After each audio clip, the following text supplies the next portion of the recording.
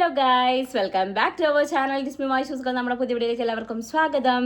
അപ്പോൾ നമ്മുടെ Q&Aന്റെ പാർട്ട് 2 ആണിത്. പാർട്ട് 1 കണ്ടിട്ടില്ല എന്നുള്ളവർ ആദ്യം പോയി അത് കാണൂ. എന്നിട്ട് ഇത് കാണാൻ പാടുള്ളൂ എന്നുള്ളത് കൊണ്ടല്ല, നിങ്ങളതും കാണണ്ടേ. ഓക്കെ, അപ്പോൾ നിങ്ങളത് പോയി കാണണം. അപ്പോൾ ഞാൻ പാർട്ട് 2ലേക്ക് നേരിട്ട് കിടക്കുകയാണ്. കാരണം നിങ്ങൾ വർത്തമാനം പറഞ്ഞ് വെറുപ്പിക്കുന്നില്ല എന്ന് പറയാൻ പറ്റില്ല. ഇനി അങ്ങോട്ടേക്ക് വെറുപ്പിക്കലല്ലേ നിങ്ങൾ കേൾക്കാൻ പോകുന്നത്. അപ്പോൾ അടുത്ത ക്വസ്റ്റ്യൻ, പാർട്ട് 2ലെ ഫസ്റ്റ് ക്വസ്റ്റ്യൻ. ചേച്ചിക്ക് പ്രഗ്നൻസി ആണോ, ഡെലിവറി ആണോ, പോസ്റ്റ്മോർട്ടം ആണോ, ഏതാണ് കൂടുതൽ ഡിഫിക്കൽട്ടായി തോന്നിയത്? ഇതൊക്കെയും ഈസി ആണെന്ന് പറയാൻ എനിക്ക് ആഗ്രഹമുണ്ടെങ്കിലും ഇതെല്ലാം പല രീതിക്ക് ഡിഫിക്കൽട്ടാണ്. ബട്ട് ഞാൻ ഏറ്റവും കൂടുതൽ എൻജോയ് ചെയ്യുന്നത് എൻ്റെ പ്രഗ്നൻസി ടൈമാണ്. എല്ലാ പ്രഗ്നൻസിയും മാക്സിമം എൻജോയ് ചെയ്തിട്ട് ഞാൻ വിട്ടിട്ടുള്ളൂ. അല്ലുവിൻ്റെത്, തുമ്പീൻ്റെത്, ഇപ്പോൾ ഈ വാവയുടെ ആണെങ്കിലും ഞാൻ മാക്സിമം അടിപൊളിയായിട്ട് തന്നെയാണ് മുന്നോട്ടേക്ക് പോണത് കേട്ടോ. അപ്പോൾ എൻ്റെ പ്രഗ്നൻസി ഓഫ് കോഴ്സ് എന്തൊക്കെ ബുദ്ധിമുട്ടുണ്ട് എല്ലാം ഇവിടുന്ന് വൈശാട്ടൻ അമ്മ എപ്പോഴും പറയുന്നത് നിന്നെ പോലെ ഞാൻ നിന്നെ കണ്ടിട്ടുള്ളൂ എന്ന്. കാരണം പ്രഗ്നൻ്റ് ആയി എന്ന് അറിയുന്നതിന് മുന്നേ തൊട്ട്, അതായത് അറിഞ്ഞത് തൊട്ട് ഇൻസുലിൻ വെച്ച് തുടങ്ങിയ ഒരു വ്യക്തിയാണ് ഞാൻ. അപ്പോൾ ഇത്രയും ഡെയിലി ഇങ്ങനെ കുത്തി കയറ്റുന്ന കാണുമ്പോൾ അമ്മ ചോദിക്കും, മോളെ നിനക്ക് വേദനിക്കുന്നില്ലേ? നിന്നെ മാത്രമേ ഞാൻ ഇങ്ങനെ കണ്ടിട്ടുള്ളൂ. എന്നുവെച്ചാൽ ഇത്രയും വേദന സഹിച്ചിട്ടും ഇനിയും ഒരു പ്രഗ്നൻസി വേണം, എനിക്കൊരു കുട്ടിയുടെ വേണമെന്ന് തോന്നിയ ഒരു തോട്ടുണ്ടല്ലോ, അതുകൊണ്ട് അമ്മ പറയുന്നത് കേട്ടോ. ഇവിടെയൊക്കെ കല്യാണി ഒന്ന് കഴിഞ്ഞപ്പോഴത്തേക്കും നമസ്കാർ, ഇനി ഇങ്ങോട്ട് വരല്ലേ, ഞാൻ ഇനി ഇല്ല എന്നുള്ള പറഞ്ഞിരിക്കുന്നത്. പക്ഷെ ഞാൻ മൂന്നാമതൊന്നും കൂടെ നോക്കിയപ്പോൾ എല്ലാവരും നമിച്ചു എന്നാണ് പറഞ്ഞത്. കാരണം ഷുഗർ കൊണ്ട് നല്ലോണം കഷ്ടപ്പെട്ടിട്ടുണ്ട്. പക്ഷെ എന്നാലും പ്രഗ്നൻസി ഞാൻ ഓഫ് കോഴ്സ് നന്നായിട്ട് എൻജോയ് ചെയ്ത്, എൻ്റെ മാക്സിമം എൻജോയ് ചെയ്ത് വിടുന്നൊരു കാര്യമാണ്. പിന്നെ ഡെലിവറിയും ഭയങ്കരമായിരുന്നു. അല്ലൂസിൻ്റെത് നോർമൽ, തുമ്പീൻ്റെത് സിസേറിയൻ. അപ്പോൾ എല്ലാം അനുഭവിച്ചു ഞാൻ. തുമ്പിനയിൽ നോർമൽ ഡെലിവറീൻ്റെ പെയിനും കുറച്ച് ഞാൻ അനുഭവിച്ചിട്ടുണ്ട്. അപ്പോൾ ഇതെന്തായാലും സിസേറിയൻ ആയിരിക്കുമല്ലോ. അപ്പോൾ എല്ലാം കൊണ്ടും അനുഭവിച്ചൊരു വ്യക്തി എന്നുള്ള നിലയ്ക്ക് ഡെലിവറി കുഴപ്പമില്ല എന്ന് പറയാം. അത്ര എനിക്ക് പറയാൻ പറ്റും. അത് വലിയ സംഭവം അല്ല ഗൈസ്, എനിക്ക് ആലോചിക്കാൻ കൂടെ വയ്യ. ആൻഡ് പോസ്റ്റ്മോർട്ടം ഡിപ്രഷൻ എന്നൊന്നും പറയുന്ന സാധനം എനിക്ക് ഉണ്ടായിട്ടില്ല. ഓവറായിട്ട് ഉണ്ടായിട്ടില്ല എന്നല്ല, ഉണ്ടായിട്ടുണ്ടാവാം, പക്ഷേ ഓവറായിട്ടില്ല. കുറേ കോമഡികളായിട്ടാണ് എനിക്ക് തോന്നിയിട്ടുള്ളത്. അല്ലൂസിനെ അമ്മമ്മേൻ്റെ അടുത്ത് കൊണ്ട് കിടത്തുമ്പം എൻ്റെ കുട്ടിയെ എന്നിൽ നിന്നും അകറ്റുകയാണല്ലേ എന്ന് ചോദിച്ച ആളാണ് ഞാൻ. അങ്ങനത്തെ പൊട്ട പോസ്റ്റ്മോർട്ടം ഡിപ്രഷൻസ് ഒക്കെയാണ് എനിക്കുണ്ടായിരുന്നത് കേട്ടോ. Full comedy. ഇപ്പം ആലോചിക്കുമ്പോൾ പാവൻ്റെ അമ്മമ്മ വിചാരിക്കും ഈ സ്വാതന്ത്ര്യം നോക്കാൻ വന്ന് നിൽക്കുന്ന എന്നെ വേണം അടിക്കാൻ നിൽക്കും വിചാരിക്കുക. പാവൻ്റെ അമ്മമ്മ കേട്ടോ. ഇത്ര ഏജായിട്ട് ഇതാ ഇപ്പോഴും എൻ്റെ ഒരു കാര്യത്തിന് വിളിച്ചിട്ടുണ്ടെങ്കിൽ വരാണ്ടിരിക്കില്ല. പാവാണ്. അങ്ങനത്തെ കുറച്ച് വട്ടേ എനിക്ക് പോസ്റ്റ്മോർട്ടത്തിൽ ഉണ്ടായിരുന്നുള്ളൂ. പിന്നെ തുമ്പീൻ്റെത് പോസ്റ്റ്മോർട്ടം ഡിപ്രഷൻ എന്നുള്ളത് ആലോചിക്കാൻ കൂടി എനിക്ക് പറ്റിയിട്ടുണ്ടായിരുന്നില്ല. കാരണം ഞാൻ ഹെവി ഡിപ്രഷനിലായിരുന്നു ഇപ്പുറത്ത്, എൻ്റെ അച്ഛൻ മരിച്ചത് റിലേറ്റഡ് ആയിട്ട്. അതുകൊണ്ട് തുമ്പീനെ ഡെലിവറി റിലേറ്റഡ് ആയിട്ട് അതിനോട് കണക്ട് ചെയ്യാൻ എനിക്ക് തോന്നണേ ഇല്ല. ഇനി എന്തോ എനിക്കറിയില്ല. പക്ഷേ ഞാൻ വിചാരിക്കുന്നു ഏറ്റവും ഡിഫിക്കൽട്ടി ആയിട്ടുള്ള കാര്യം കുട്ടികളെ വളർത്താനാണ് എന്നുള്ളത്. Pregnancy okay, delivery okay, postmortem. പക്ഷെ അത് കഴിഞ്ഞിട്ട് ഈ കുട്ടികളെ ഇങ്ങനെ ഓരോ ഘട്ടങ്ങളിങ്ങനെ വളർത്തിയുമ്പോൾ ഇങ്ങനെ ഓരോന്നായിട്ട് ഇങ്ങനെ എന്താ പറയുക, കമന്ന് കിടന്നാൽ സുഖമായിരുന്നു, അപ്പോൾ കമന്ന് കിടക്കും. ദൈവമേ ഇരുന്നാൽ സുഖമായിരുന്നു, അപ്പോൾ ഇരിക്കും. പിന്നെ മുട്ടിൽ കഴിഞ്ഞാൽ സുഖമായിരുന്നു, അപ്പോൾ മുട്ടിലടിയും. ഓരോന്നും ഭയങ്കര ഡിഫിക്കൽട്ട് ആയിക്കൊണ്ടിരിക്കുക എന്നുള്ളത് പിന്നെ നമ്മൾ മനസ്സിലാക്കാം. സോ അവരെ റൈസ് ചെയ്ത് കൊണ്ടുവരുന്നതാണ് ഏറ്റവും ഡിഫിക്കൽട്ട് എന്നാണ് എനിക്ക് തോന്നുന്നത്. ദൃശ്യ സുഖമാണോ, തുമ്പിക്കുട്ടി എന്ന് പറയണു. അല്ലുവിന് എക്സാം കഴിഞ്ഞോ, ഹെയ്സുമോൾ എപ്പോഴാണ് വരിക, ഹെൽത്ത് ഓക്കെ ആയിരിക്കട്ടെ, God bless you, love you തുമ്പി മോളേ എന്ന് പറഞ്ഞിട്ടുണ്ട്. അല്ലുവിന് എക്സാം കഴിഞ്ഞിട്ടില്ല, അല്ലുവിന് എക്സാം വരുന്നേ ഉള്ളൂ. തുമ്പി സുഖമായിട്ടിരിക്കണു. ഹെയ്സുമോള് കുറച്ച് ദിവസം കഴിഞ്ഞാൽ വരും. കാരണം അവർ ഒരു 1 മന്തിൻ്റെ അടുത്ത് അവിടെ പോയി നിന്നിട്ടാണ് വരാറ്. അപ്പോൾ കുറച്ച് കഴിഞ്ഞാൽ വരും കേട്ടോ. ഇനി അല്ലുവിൻ്റെ ബർത്ത്ഡേ ഒക്കെ വരുന്നുണ്ടല്ലോ March 20, അപ്പോൾ അപ്പത്തേക്കൊക്കെ വരും. ചേച്ചിക്ക് ഇപ്പോൾ എത്ര മന്തായി, എത്ര വീക്കായി, ഡെലിവറി ഡേറ്റ് പറഞ്ഞോ? ഡെലിവറി ഡേറ്റ് കറക്റ്റായിട്ട് പറഞ്ഞിട്ടില്ല. ജൂണിലാണ് EDD വരുന്നത്. പക്ഷേ മെയ് ലാസ്റ്റ് ഒക്കെ ആകുമ്പോൾ ഉണ്ടാവാൻ ചാൻസ് ഉണ്ടെന്നാണ് ഡോക്ടർ പറഞ്ഞത്. കറക്റ്റ് ഡേറ്റ് പറഞ്ഞിട്ടില്ല. ഇപ്പം എനിക്ക് 6 months ആയി. 25 weeks and 5 days ആണെന്ന് തോന്നുന്നു. 25 weeks and 5 days ആണ് ഇപ്പോഴത്തേക്ക്. ഓക്കെ, നമ്മൾ നോർമൽ 4 മാസം വെച്ചിട്ട് 4 വീക്ക് ആകുമ്പോൾ 1 മാസമാവും എന്നുള്ള കണക്ക് വെച്ചിട്ടല്ല. Actually pregnancy week and month different ആണ് കേട്ടോ. അതിലൊരു ചാർട്ട് ഉണ്ട്, നിങ്ങൾ ജസ്റ്റ് ഗൂഗിളിൽ അടിച്ചു നോക്കിയാൽ മതി. പ്രഗ്നൻസി വീക്ക് ആൻഡ് മന്ത് എന്ന് അടിച്ചു നോക്കിയാൽ നിങ്ങൾക്ക് കാണാൻ പറ്റും എത്ര വീക്കാണ് എത്ര മന്തായിട്ട് കണക്കാക്കുക എന്ന്. അപ്പോൾ മനസ്സിലാവും. ആരുടെ അത് ചോദിച്ചത് യുവർ ഏജ്. ആദ്യം ഞാൻ പറയാറില്ലായിരുന്നു, പക്ഷെ ഇപ്പം എനിക്ക് അങ്ങനെ ഒരു മടിയില്ല. 31 കഴിഞ്ഞ് 32 പക്ഷെ വൈശാഖേട്ടൻ ഇതിന് 30 വന്നില്ല. അതാണ് ഏറ്റവും വലിയ കോമഡി. വൈശാഖേട്ടൻ പറഞ്ഞ ദൃശ്യേ ഈ മുന്നോട്ട് പോവാണെങ്കിൽ പോയിക്കോ, 30 ഒരടി ഞാൻ അങ്ങോട്ടേക്ക് വെക്കൂല എന്നാ പറഞ്ഞത്. ഞാൻ ഇപ്പോഴും 28 നിൽക്കണം. കാരണം മൂപ്പർക്ക് 30 28 അപ്പൊ ഞാൻ അവിടെ നിൽക്കണം. ഏട്ടൻ ആ 30 അങ്ങോട്ട് ഇച്ചിരി നീങ്ങിയാൽ ഞാനും അങ്ങോട്ട് ഇച്ചിരി നീങ്ങായിരുന്നു. പക്ഷെ ഇത് എത്ര വെച്ചിട്ട് നമ്മൾ ആ 28 നിൽക്കുക. അപ്പൊ ഞാൻ 31 പറയുമ്പോൾ ഏട്ടന് 33 ഇനിയിപ്പിക്ക് 32 ഏട്ടന് 34 അതൊന്നും താങ്ങാനുള്ള ശേഷി എന്റെ കെട്ടിയോനില്ലാത്തതുകൊണ്ട് ഞാൻ 30 പിടിച്ചതപ്പോ കേട്ടോ. അപ്പൊ നിങ്ങൾ അങ്ങനെ വിചാരിക്കാവൂ. പൂവേ ഹസ്തപ്രസവത്തിന് ഇനി ചില ആൾക്കാർ കമന്റ് ബോക്സിൽ പൂവേന്ന് വിളിക്കാറുണ്ട്. ഞാൻ എന്നെ പൂവേന്നാണ് വിളിക്കാറെന്ന് പറഞ്ഞപ്പോൾ കുറച്ച് പേര് അങ്ങനെ വിളിക്കാറുണ്ട് കേട്ടോ. അപ്പോൾ അത് കേൾക്കുമ്പോൾ അയ്യോ അങ്ങനെ ഒരു തോട്ടാണ്. ഇവിടെ ആരും എൻ്റെ പൂവേ വിളിക്കാറില്ല, അവിടെ എല്ലാവരും ദൃശ്യന്നാണ് വിളിക്കാറ് കേട്ടോ. പക്ഷെ അതെനിക്ക് ആദ്യമൊന്നും അത്ര കംഫർട്ട് അല്ലായിരുന്നു. പക്ഷെ പിന്നെ കുഴപ്പമില്ല, പിന്നെ അത് യൂസ്ഡായി. എൻ്റെ വീടിന് അവിടേക്കൊക്കെ ദൃശ്യമെന്ന് പറഞ്ഞാൽ അത് ആരാന്നായിരിക്കും ചോദിക്കുക. ഇപ്പം കുറേ പേർക്കൊക്കെ അറിയാം. ബട്ട് എല്ലാവരും എന്നെ പൂവേ എന്നാണ് വിളിക്കാറ് കേട്ടോ. അപ്പോൾ ഓക്കെ, പൂവേ ഹസ്തപ്രസവത്തിന് നാട്ടിൽ വരില്ലേ? വരണം. പിന്നെ ഞാനൊരു കാര്യം ചോദിച്ചോട്ടെ. ഞാനും ആ വിഷമം അനുഭവിക്കുന്ന ഒരാളാണ്. വിഷമിപ്പിക്കാൻ വേണ്ടി ചോദിച്ചതല്ല. കല്യാണിയുടെ അച്ഛൻ കല്യാണിയെ വിളിക്കാൻ വരുമ്പോഴും കാണാൻ വരുമ്പോഴും എൻ്റെ അച്ഛൻ ജീവിച്ച് ഇരിപ്പുണ്ടായിരുന്നെങ്കിൽ എന്ന് മനസ്സ് പിടക്കില്ലേ? പിന്നെ ഫാമിലിയിൽ എല്ലാവരും കൂടി ഒത്തുകൂടുമ്പോൾ എൻ്റെ ആഗ്രഹം തോന്നുന്നില്ലേ? ഇല്ല എന്ന് പറഞ്ഞാൽ ഭയങ്കര കള്ളത്തരായി പോവും. എനിക്ക് കല്യാണിയുടെ അച്ഛൻ എന്നല്ല, ഏതൊരു കുട്ടി അതിൻ്റെ അച്ഛൻ്റെ കൂടെ പോണത് കാണുമ്പോഴും ഞാൻ ഭയങ്കരമായിട്ട് എൻ്റെ അച്ഛനെ മിസ് ചെയ്യും. പക്ഷെ എൻ്റെ അച്ഛനെ അങ്ങനെ കൊണ്ടുനടന്നൊരു വ്യക്തിയൊന്നും അല്ല കേട്ടോ. എന്നെ ഇങ്ങനെ ഭയങ്കരമായിട്ട് പാമ്പർ ചെയ്തിട്ടോ അങ്ങനെയൊന്നും കൊണ്ടുനടക്കുന്ന ഒരാളൊന്നും അല്ലായിരുന്നു. ബട്ട് ഭയങ്കര സെക്യൂർ ഫീൽ ആയിരുന്നു എന്ന് അച്ഛൻ പോയതിന് ശേഷമാണ് എനിക്ക് മനസ്സിലായത്. വെച്ചാൽ വീക്കിലി ഒരു 3 പ്രാവശ്യമെങ്കിലും ഈ വീട്ടിൽ കയറി വരും. അല്ലോ എന്ന് വിളിച്ചോണ്ടാ വരിക. എൻ്റെ കല്യാണം കഴിഞ്ഞ ശേഷമാണ് അച്ഛൻ കുറച്ചൊക്കെ ഒന്ന് മാറിയത്. അതിൻ്റെ മുമ്പേ ഘടോത്കജനായിരുന്നു, അങ്ങനെ കടിച്ചാൽ പെട്ടതൊരു മനുഷ്യനായിരുന്നു. എൻ്റെ കല്യാണം കഴിഞ്ഞപ്പം പിന്നെ ആ ഒരു ഇതൊക്കെ മാറി. വൈശാഖനായിട്ട് ചങ്കം കറലായിരുന്നത്, ഭയങ്കര ഫ്രണ്ട്ഷിപ്പായിരുന്നു. എൻ്റെ അല്ലൂട്ടിനെ കിട്ടാൻ്റെ ശേഷം പിന്നെ എൻ്റെ അച്ഛനെ ഞാൻ കുട്ടീനെ പോലെയാണ് കണ്ടത്. പക്ഷേ ഞാനുണ്ടല്ലോ ആ സമയത്തൊക്കെ അനുഭവിച്ച ആ സെക്യൂരിറ്റി ഇല്ലേ, അത് അച്ഛൻ മരിച്ചതിന് ശേഷം പോയി. പക്കാന്ന് വെച്ചാൽ അങ്ങനെ ചീട്ടുകൊട്ടാരം പോലെ ഇങ്ങനെ ഞാൻ അഹങ്കരിച്ച് നിന്നൊരു സാധനം ഷെഡെന്നും പറഞ്ഞു പോയി. കാരണം എന്നെ ആരുടെ തൊടുക എന്നുള്ള മറ്റുള്ളൊരു ധൈര്യമായിരുന്നു എനിക്ക്. കാരണം വൈശാഖനും ഞാനും തെറ്റി. അപ്പം എനിക്ക് എൻ്റെ അച്ഛനെ വിളിക്കണം എന്ന് പറഞ്ഞിട്ട് രാത്രി ഏട്ടനായിട്ട് ഞാൻ തെറ്റിൻ്റെ അപ്പം ഞാൻ വിളിക്കും അച്ഛനെ. ഒരു റിങ് അടിക്കുമ്പോഴത്തേ വൈശാഖൻ എന്തിനാ ദൃശ്യ അച്ഛനെയൊക്കെ വിളിക്കുന്നതെന്ന് കട്ടാക്കും. അപ്പം അച്ഛനോട് മിസ് കോള് പോയേ. അപ്പം എൻ്റെ അച്ഛന് മനസ്സിലാവും എന്തോ ഉണ്ടായിരുന്നു. അപ്പം പിറ്റേന്ന് ഏട്ടനോട് ചോദിക്കും എന്താ പ്രശ്നമോ അങ്ങനെ ചോദിക്കും. ഞങ്ങൾ അങ്ങനെ അടി ഉണ്ടാക്കുമ്പോഴാണ് കേട്ടോ ഞാൻ എൻ്റെ അച്ഛനെ വിളിക്കുക. അല്ല എല്ലാത്തിനും അച്ഛനെ വിളിച്ചാൽ അച്ഛൻ്റെ അടുത്തൊരു എയറിലിടും. പക്ഷെ അങ്ങനെ വിളിച്ചു കഴിഞ്ഞാൽ അച്ഛനറിയാം എന്തോ ഉണ്ട്. അപ്പോൾ എൻ്റെ അച്ഛനെ ഒരു റിങ് പോയിട്ടുണ്ടെങ്കിൽ ഞാൻ ഭയങ്കര സെക്യൂർ ആണ് എന്നുള്ളൊരു അഹങ്കാരം ഉണ്ടായിരുന്നു. അതൊക്കെ അങ്ങോട്ട് ഠമാർ പെടാർ. അത് ഭയങ്കര എൻ്റെ ലൈഫിൽ ഏറ്റവും വലിയ നഷ്ടം എന്താണെന്ന് വെച്ചാൽ അച്ഛൻ പോയതെന്നേ ഞാൻ പറയുള്ളൂ. അത്രയും. പക്ഷെ എൻ്റെ അച്ഛൻ അങ്ങനെ നോക്കിയ ഒരാളൊന്നുമല്ല. അതാണ് ഞാൻ ഭയങ്കര ഒരു ഇതാണ്. അത് പറയുമ്പോൾ ഞാൻ ഭയങ്കര ഇതായി പോവും. അതാണ് ഞാൻ ഏറ്റവും കൂടുതലുണ്ടല്ലോ കരഞ്ഞത് എപ്പോഴറിയോ? കരഞ്ഞിട്ടുണ്ട്. അച്ഛൻ മരിച്ചതാണപ്പോൾ എനിക്ക് ഷോക്കായിരുന്നു. എനിക്കിപ്പോഴും ഓർമ്മയുണ്ട്. ഞാൻ തുമ്പീനെ പ്രസവിച്ച് കിടക്കുക. അച്ഛൻ മരിച്ചത് അറിഞ്ഞ് എനിക്ക് വീട്ടിലൊന്നും പോകാൻ പറ്റില്ല. അച്ഛൻ്റെ ബോഡി ഞാൻ ഹോസ്പിറ്റലിൽ നിന്നാണ് കണ്ടത്. അതൊന്നും പറയുന്നില്ല. അതൊക്കെ ഞാൻ അങ്ങനെ അനുഭവിച്ച് നിൽക്കുന്ന സമയത്ത് കല്യാണി കുട്ടീനെ കാണാൻ വന്നു ഹോസ്പിറ്റലിൽ. കല്യാണി അച്ഛൻ്റെ കൂടെയാണ് വന്നത്, അതായത് രാജീവ് അച്ഛൻ്റെ കൂടെ കല്യാണി വന്ന്. അത് കണ്ടപ്പോൾ എനിക്ക് സഹിക്കാൻ പറ്റില്ല വെച്ചാൽ എൻ്റെ കയ്യിൽ നിന്ന് പോയി. ഞാൻ അലമുറട്ട് കരയണം തോന്നി. പക്ഷേ അന്ന് കല്യാണീൻ്റെ എൻഗേജ്മെൻറ്റ് കഴിഞ്ഞിട്ടുള്ളൂ, കല്യാണം കഴിഞ്ഞ് വീട്ടിലേക്ക് വന്നിട്ടില്ല. അപ്പം ഞങ്ങൾ അങ്ങനെ ഒരു ട്രിപ്പുള്ളത്ര ക്ലോസ് ആയിട്ടില്ല. അല്ലെ അന്ന് ഇപ്പോഴത്ര ക്ലോസ് ആണെങ്കിൽ ചിലപ്പോൾ കെട്ടിപ്പിടിച്ച് കരഞ്ഞിട്ടുണ്ടാവും.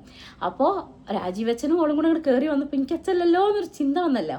അപ്പോൾ എനിക്ക് അവിടെ നിന്ന് ഒന്നും ചെയ്യാൻ പറ്റില്ല. അപ്പം ഞാൻ ഓൺ ദ സ്പോട്ട് റൂമിൽ നിന്ന് ഹാളിലേക്ക് പുറത്തിറങ്ങിയിട്ട് ഞാൻ ഇറക്കി കരച്ചിലായിരുന്നുണ്ട്.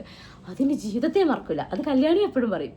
അന്ന് ചേച്ചി പോയപ്പോൾ അതെന്താ ചേച്ചി പോയേന്ന് ചോദിച്ചപ്പം ഉഷമ്മ അപ്പോഴേ പറഞ്ഞോളൂ കരയാൻ പോയതാന്ന് പറഞ്ഞപ്പോൾ അത് ഭയങ്കര ഇതായിരുന്നു. അതെനിക്ക് ഭയങ്കര എനിക്കത് ഒരിക്കലും ഇതാവില്ല. എല്ലാവരും അച്ഛന്മാരെ കൂടെ അങ്ങനെ പോകുമ്പോൾ എനിക്ക് ഭയങ്കര സങ്കടമാവും.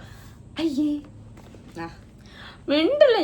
ഞാൻ എന്നെ കരയിപ്പിക്കുന്ന ചോദ്യങ്ങളൊന്നും ചോദിക്കരുത്. അതെന്തായാലും സങ്കടം. അതെല്ലാവർക്കും അങ്ങനെയല്ലേ.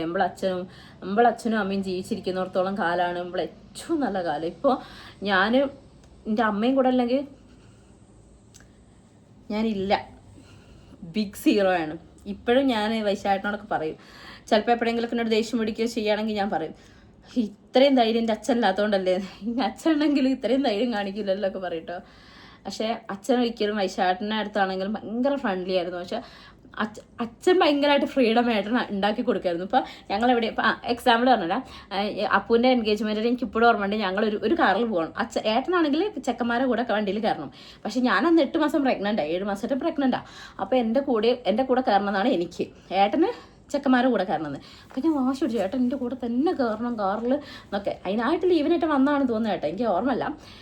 അപ്പോൾ അച്ഛൻ പൂവേ വൈശാഖ അപ്പുറത്തെ വണ്ടി കയറിക്കോട്ടെ, ഞാൻ കാരണം അച്ഛൻ എനിക്ക് പേടിയാണല്ലോ. അങ്ങനെ ഏട്ടൻ രക്ഷപ്പെട്ട് ചെക്കന്മാരുടെ കൂടെ വണ്ടി കയറിപ്പോയി ഗൈസ്. അങ്ങനെയൊക്കെ അച്ഛൻ ആ ഒരു കണ്ടറിഞ്ഞിട്ട് ഏട്ടന് ഭയങ്കരമായിട്ട് സപ്പോർട്ടായിരുന്നു. പക്ഷെ അങ്ങനെ ഒരു മനുഷ്യൻ പോയതോടുകൂടി ഞങ്ങൾക്ക് ഭയങ്കരമായിട്ട് എപ്പോഴെല്ലാവരും പറയും എൻ്റെ ഏറ്റവും വലിയ നഷ്ടമാണതെന്ന്. അങ്ങനെ പോയത് പിന്നെ പറഞ്ഞിട്ട് കാര്യമില്ലല്ലോ. ഹായ് ചേച്ചി, ഒരു ഹായ് തരുമോ? I am Naba. ഹായ് ദൃശ്യ, ആരോഗ്യം എങ്ങനെയുണ്ട്? എത്ര മാസമായി? അല്ലുവിൻ്റെ പരീക്ഷ തുടങ്ങിയോ? ദൃശ്യക്ക് ആരോഗ്യം കുഴപ്പമില്ല, ചുമയുണ്ട്, ബട്ട് ഓക്കെ. 6 മാസം കഴിഞ്ഞു, 7ാമത്തെ മാസം ആവാൻ പോകണം. അല്ലുവിൻ്റെ പരീക്ഷ തുടങ്ങിയോ? അല്ലുവിൻ്റെ പരീക്ഷ തുടങ്ങിയിട്ടില്ല, തുടങ്ങാൻ പോകുന്നുമേ, എനിക്ക് ആലോചിക്കാൻ വയ്യ. ചേച്ചി ഹോസ്പിറ്റൽ ബാഗ് പാക്കിംഗ് തുടങ്ങിയോ? ഹോസ്പിറ്റൽ ബാഗ് ഞാൻ എന്തായാലും 7th മന്തിൽ എന്തായാലും സ്റ്റാർട്ട് ചെയ്യാൻ പോവാണ്. കാരണം അത് തെറ്റായ ധാരണ ഞാൻ ഒന്ന് ക്ലിയർ ചെയ്തോട്ടെ. ബിക്കോസ് കുറേ പേര് പറയാറുണ്ട് കുട്ടികളുടെ അങ്ങനെ നേരത്തെ വാങ്ങി വെക്കരുത്, നേരത്തെ ബാഗ് പാക്ക് ചെയ്യരുത് എന്നൊക്കെ. എല്ലാവരും ഇപ്പോൾ ചെയ്യുന്ന ഒരു കാര്യമാണ് ഹോസ്പിറ്റൽ ബാഗ് പാക്കിംഗ് എന്നുള്ളത്. അല്ലുട്ടനെ പ്രഗ്നൻ്റ് ആയ സമയത്ത് ഞാൻ അങ്ങനെ ചെയ്യാൻ നിന്നപ്പം ഇല്ല, എൻ്റെ വീട്ടിൽ നിന്ന് സമ്മതിച്ചില്ല. എല്ലാവരും പറഞ്ഞു നോ, ചെയ്യാൻ പാടില്ല, അങ്ങനെ ചെയ്യാനേ പാടില്ല, കുട്ടീനെ അങ്ങനെ ചെയ്യാൻ പാടില്ല. എന്നിട്ട് ഞാൻ ചെയ്തില്ല ഗൈസ്. എൻ്റെ അവസ്ഥ നിങ്ങൾ ആലോചിക്കണം, കൊറോണ വന്നു ആ സമയത്ത്. എന്നിട്ട് അത്യാവശ്യം, അതായത് കുട്ടിക്ക് ഹോസ്പിറ്റലിൽ നിന്ന് ഇടാനുള്ള 2 ദിവസത്തേക്കുള്ള ഡ്രസ്സും ടർക്കിയും പിന്നെന്തായിരുന്നു, അങ്ങനെ അത്യാവശ്യം വേണ്ടത്, അതായത് 2 ദിവസം ഒപ്പിക്കാനുള്ള സാധനം മാത്രം വാങ്ങി ഹോസ്പിറ്റലിലേക്ക് പോയി ഞങ്ങൾ. അതും എനിക്ക് ഓർമ്മയില്ല, ചൂടുവെള്ളത്തിലിട്ട് കഴിക്കണം എന്താണെന്ന് എനിക്ക് ഓർമ്മയില്ല കേട്ടോ. ആ അവസ്ഥയിൽ ഞങ്ങൾ പോയിട്ട് പിന്നെ ലോക്ക്ഡൗൺ അന്നാണ് ഞങ്ങൾ ഡിസ്ചാർജ് ആവണം. അന്നത്തേക്ക് കുട്ടിക്ക് ഇടാൻ ഡ്രസ്സില്ല, കുട്ടിക്ക് വേണ്ട എസെൻഷ്യൽ ഒന്നുമില്ല. ഞാൻ പറഞ്ഞു നന്നായി, ഞാൻ അന്നേ വാങ്ങി വെക്കാമെന്ന് പറഞ്ഞതാ. അപ്പം നിങ്ങൾ ആരും സമ്മതിച്ചില്ലായിരുന്നു. ഞാൻ അമ്മേനെയൊക്കെ നല്ലോണം ചീത്തറിഞ്ഞു. അപ്പോൾ ഒരിക്കലും അങ്ങനെ ചെയ്ത് ഹോസ്പിറ്റൽ ബാഗ് പാക്ക് ചെയ്ത് തന്നെ വെക്കണം എന്നാണ് എൻ്റെ ഒരു അഭിപ്രായം. അതുകൊണ്ട് തന്നെ തുമ്പീൻ്റെത് ഞാൻ എത്രയോ പെട്ടെന്ന് തന്നെ എല്ലാം ഞാൻ സെറ്റാക്കിയിട്ടുണ്ടായിരുന്നു കേട്ടോ. എന്നുവെച്ചാൽ ഒന്നും സെറ്റാക്കാതിരുന്നിട്ടില്ല, തുമ്പീൻ്റെ എല്ലാം സെറ്റാക്കി. അതുകൊണ്ട് തന്നെ വാവേൻ്റെതും ഞാൻ പെട്ടെന്ന് തന്നെ സെറ്റ് ചെയ്ത് വെക്കും. ബിക്കോസ് എനിക്ക് ഷുഗർ ഉള്ളതാണ്, റിസ്ക് ആണ്. അപ്പം നമുക്ക് എന്താ ഒരു എമർജൻസി വന്നു കഴിഞ്ഞിട്ട് ഇതെല്ലാം പാടെ തപ്പിത്തറിഞ്ഞ് പോകാൻ പറ്റില്ല, അതൊക്കെ അലക്കി ഒതുക്കിയൊക്കെ വെക്കണ്ടേ. അതുകൊണ്ട് ഞാൻ വേഗം തന്നെ ഹോസ്പിറ്റൽ ബാഗ് പാക്കിംഗ് തുടങ്ങും. ഞാൻ ലിസ്റ്റൊന്നും ഉണ്ടാക്കിയിട്ടില്ല, ലിസ്റ്റൊക്കെ ഉണ്ടാക്കണം. എന്നിട്ട് മെല്ലെ നമ്മൾ പർച്ചേസ് ചെയ്ത് തുടങ്ങണം. 7th മന്തൊക്കെ സ്റ്റാർട്ട് ചെയ്യണമല്ലോ ഇതുകൊണ്ട്. അപ്പം ചെയ്യാത്തവരുണ്ടെങ്കിൽ ഓഫ് കോഴ്സ് അത് ചെയ്ത് വെക്കുക. എല്ലാവരും പറയുന്നത് കേട്ടിട്ട് അങ്ങനെ വാങ്ങി വെക്കാതെ ഇരിക്കരുതെന്നാണ് എൻ്റെ അഭിപ്രായം. അവർ പറയുന്നതിലൊരു കാര്യമുണ്ട്, അതില്ല എന്നല്ലാതെ എനിക്ക് മനസ്സിലാകും. പക്ഷെ നമ്മുടെ എന്താണ് ഇപ്പോഴത്തെ ഒരു കണ്ടീഷനിൽ എന്താണ് എപ്പോഴാണ് എന്തൊക്കെ ബുദ്ധിമുട്ടാണ് വരും. ഇപ്പം അന്ന് കൊറോണ ആയപ്പോൾ കണ്ടില്ലേ നമ്മൾ അനുഭവിച്ചത്. അപ്പോൾ അതൊക്കെ നമ്മൾ മുൻകൂട്ടി കാണാം. ചേച്ചി ന്യൂ സബ്സ്ക്രൈബർ ആണ്. ചേച്ചീൻ്റെ വീട് എവിടെയാണ്, പഠിച്ചതൊക്കെ എവിടെയാണ്? ഹായ് ന്യൂ സബ്സ്ക്രൈബർ, കുറേ പേരുണ്ട് അങ്ങനെ. അപ്പോൾ എൻ്റെ ഏട്ടനൊക്കെ വീട് കാലിക്കറ്റാണ്. കാലിക്കറ്റ് ഇപ്പോൾ ഞങ്ങൾ താമസിക്കുന്നത് NITൻ്റെ അടുത്താണ് കേട്ടോ, കെട്ടാങ്ങലിൻ്റെ അടുത്താണ്. പഠിച്ചതൊക്കെ എവിടെയാണ്? ഞാൻ പഠിച്ചത് മാവൂർ സ്കൂളിലാണ് പഠിച്ചത്. പിന്നെ ഞാൻ ഡിഗ്രി എടുത്തത് ആയുർവേദ ഡോക്ടറാണ്. എനിക്ക് കിതപ്പ് വരുന്നുണ്ട് അല്ലേ. ആയുർവേദ ഡോക്ടറാണ്. ഞാൻ പരിയാരത്താണ് പഠിച്ചത്, കണ്ണൂർ കേട്ടോ. ദൃശ്യ നിന്നെ വിവാഹം കഴിച്ചത് എവിടേക്കാണ്? കെട്ടാങ്ങൽ NITൻ്റെ അടുത്ത് കേട്ടോ. പിന്നെ എൻ്റെ അനിയത്തി നിൻ്റെ കൂടെ പഠിച്ചതാണ്. ആണോ? അനിയത്തിയുടെ പേരെന്താണ്? പറഞ്ഞാൽ അറിയാമെന്ന് എനിക്കറിയില്ല, എനിക്കുണ്ടല്ലോ ഭയങ്കര ഓർമ്മ കുറവാണ് ആ കാര്യത്തിൽ. എന്തായാലും അനിയത്തിനോട് എൻ്റെ ഒരു ഹായ് പറയണേ. ഹലോ ദൃശ്യ, തന്നെ സംസാരം കണ്ടിട്ടാണ് ഞാൻ സബ്സ്ക്രൈബ് ചെയ്തത്. ന്യൂ ബേബിക്ക് തുമ്പിമോളെ പോലെ തന്നെ കട്ടിയുള്ള പേരിടാനാണോ പ്ലാൻ ഉണ്ടോ? അല്ലെ ഇടാനുള്ള പ്ലാൻ ഉണ്ടോ? അങ്ങനെയൊന്നുമില്ല, പക്ഷെ എന്തെങ്കിലുമൊക്കെ ഒരു വെറൈറ്റി വേണ്ടേ. ഇപ്പം തന്നെ ധ്രുവ് എന്നുള്ള പേര് കുറേ ഞാൻ കേട്ട് തുടങ്ങിയപ്പോൾ ചെക്കൻ്റെ പേര് ഒരു വെറൈറ്റി ഇല്ലാതായി പോയല്ലോ എന്ന് ചിന്തിച്ചിരുന്നു. അന്ന് ഞാൻ ഏട്ടനോട് പറഞ്ഞു, ഏട്ടാ നമുക്ക് അർണവ് സിംഗ് റായ് സദാന്ന് ഇട്ടാലോ എന്ന്. കാരണം അന്ന് ആ സീരിയലിൻ്റെ ഭ്രാന്തായിരുന്നു എനിക്ക്. ഖുഷി അർണവ് സിംഗ് റായ് സദ അങ്ങനെയൊക്കെ കണ്ടിട്ടുണ്ടാവും, നമ്മളെ ഏജ് ഗ്രൂപ്പുള്ളവരൊക്കെ കണ്ടിട്ടുണ്ടാവും. എന്ന് വെച്ചാൽ നമ്മളങ്ങനെ പഴഞ്ചനല്ല കേട്ടോ. പക്ഷെ എന്നാലും എനിക്ക് അത് ഭയങ്കര അതൊക്കെ പറഞ്ഞു ഏട്ടനുണ്ട്. ഏട്ടൻ പറഞ്ഞു എന്നിട്ട് കുട്ടീനെ അരണാതെല്ലാവരും കളിയാക്കി പോയേന്നൊക്കെ പറഞ്ഞു. അങ്ങനെ അപ്പം അതുകൊണ്ട് തന്നെ ഇപ്പോഴത്തെ കുട്ടിക്ക് ഒരു പ്ലാനും ഇല്ല. അതുകൊണ്ട് നിങ്ങളൊക്കെ അകമഴിഞ്ഞ് സഹായിക്കുക, പറഞ്ഞു തരിക നല്ല നല്ല അടിപൊളി വെറൈറ്റി പേരുകളൊക്കെ. നിക് നെയിമും പറഞ്ഞു തരണം. ഇപ്പം അല്ലു തുമ്പി എന്നൊക്കെ പറയുമ്പോൾ ഒരു ക്യൂട്ട്നെസ് ഇല്ലേ, ലൈക്ക് അങ്ങനത്തെ പേര് വേണം. എനിക്കങ്ങനെ കട്ടി അങ്ങനത്തെ പേരുകളൊന്നും ഇഷ്ടമില്ല. വീട്ടിൽ നിന്ന് വിളിക്കുന്നതിൽ ക്യൂട്ട് പേര് മതി, ക്യൂട്ട്. Baby name കണ്ടുവച്ചിട്ടുണ്ടോ? പിന്നെയും ഇല്ല, നിങ്ങൾ പറഞ്ഞു തരണം. അല്ലുവിൻ്റെ തുമ്പിൻ്റെ ഫുൾ നെയിം എന്താണെന്ന്? ധ്രുവ് പാർത്ഥിവ് മൃണാൾ ദിന പാർത്ഥിവ്. റീനമ്മയ്ക്ക് സുഖമല്ലേ, വിളിക്കാറില്ലേ? ഇനി എന്നാ വരിക? അമ്മയ്ക്ക് സുഖമാണ്, അമ്മ വിളിക്കാറുണ്ട്. ഇനി നെക്സ്റ്റ് മന്ത് വരും. ദൃശ്യ ഇപ്പോൾ ഹെൽത്ത് വൈസ് ഓക്കെ ആയോ? വീട്ടിലെല്ലാവരുടെയും എസ്പെഷ്യലി കുട്ടികളുടെയും അല്ലുട്ടനും തുമ്പമ്മ ഹേസുമ വിശേഷം എന്തൊക്കെയാണ്? എല്ലാവരും സുഖമായിട്ടിരിക്കുന്നു. ഹേസു ഇവിടെ അല്ല, ഹേസു കല്യാണിൻ്റെ വീട്ടിലാണ്. കുറച്ച് ദിവസം കഴിഞ്ഞാൽ വരും. അല്ലുവിന് എക്സാം ആണ്, അതുകൊണ്ട് ഞാനും തുമ്പി ഞങ്ങളുടെ ഇടയിൽ ഇടങ്കോലിട്ടുകൊണ്ട് നടക്കുന്നു. കാരണം ഓനാണ് എക്സാം എങ്കിലും പഠിത്തം കൂടുതൽ കുട്ടിക്കാണ്. ഓക്കെ. GDM കൺട്രോൾ ആയോ? GDM ജസ്റ്റേഷണൽ ഡയബറ്റീസ് മെലിറ്റസ് അറിയാത്തവർക്ക് വേണ്ടി പറഞ്ഞത് കേട്ടോ. കൺട്രോൾ ആയിട്ടുണ്ട്. ഇപ്പം വലിയ കുഴപ്പമില്ലാത്ത കൺട്രോൾഡ് ആണ്. ഇനിയിപ്പോൾ 2 ദിവസം കഴിഞ്ഞൊന്ന് ഷുഗർ ടെസ്റ്റ് ചെയ്ത് നോക്കിയാൽ അറിയാം ഈ അഹങ്കാരമൊക്കെ അവിടെ നിൽക്കും എന്നുള്ളത്. ഫുഡ് റൊട്ടീൻ ഒന്ന് ഷെയർ ആക്കുമോ? കുറച്ച് പേർക്കെങ്കിലും അതുകൊണ്ട് ഉപകാരം ഉണ്ടാകും. പിന്നെ തൻ്റെ ആഗ്രഹം പോലെ ഇത് തുമ്പിയുടെ പൂമ്പാറ്റ ആയിരിക്കട്ടെ. Thank you. ഓക്കെ, ഞാൻ എന്തായാലും ഒരു വീഡിയോ ചെയ്യാം കേട്ടോ. കുറച്ച് പേർക്ക് ഉപകാരം ആയിക്കോട്ടെ. അതിപ്പോൾ എല്ലാവർക്കും ഇൻട്രസ്റ്റ് ഉള്ളൊരു ഒരു കണ്ടന്റ് ആയിരിക്കണം എന്നില്ല. പക്ഷെ എന്നാലും ഇയാൾ പറഞ്ഞ പോലെ കുറച്ച് പേർക്ക് അത് ഉപകാരമാവട്ടെ. EDD എന്നാ dear God bless you. EDD ജൂണിലാണ്, കറക്റ്റ് ഡേറ്റ് പറഞ്ഞിട്ടില്ല, പക്ഷെ മെയ് ലാസ്റ്റ് ഉണ്ടാവും. ഡെലിവറി കഴിയുമ്പോൾ ദൃശ്യ ചേച്ചിയുടെ വീട്ടിലാണോ നിൽക്കുന്നത്? എൻ്റെ അത് ആ സമയത്ത് നമുക്ക് ഞാൻ എന്ത് ചെയ്താലും നിങ്ങൾ അറിയില്ലേ മക്കളെ. നമ്മൾ ആവശ്യമില്ലാത്ത കാര്യം ഇപ്പം പറഞ്ഞിട്ട് എനിക്കതിൽ എന്താ പറയുക, എന്തായാലും നിങ്ങളെ അറിയിച്ചിട്ട് ഞാൻ എന്ത് ചെയ്യും.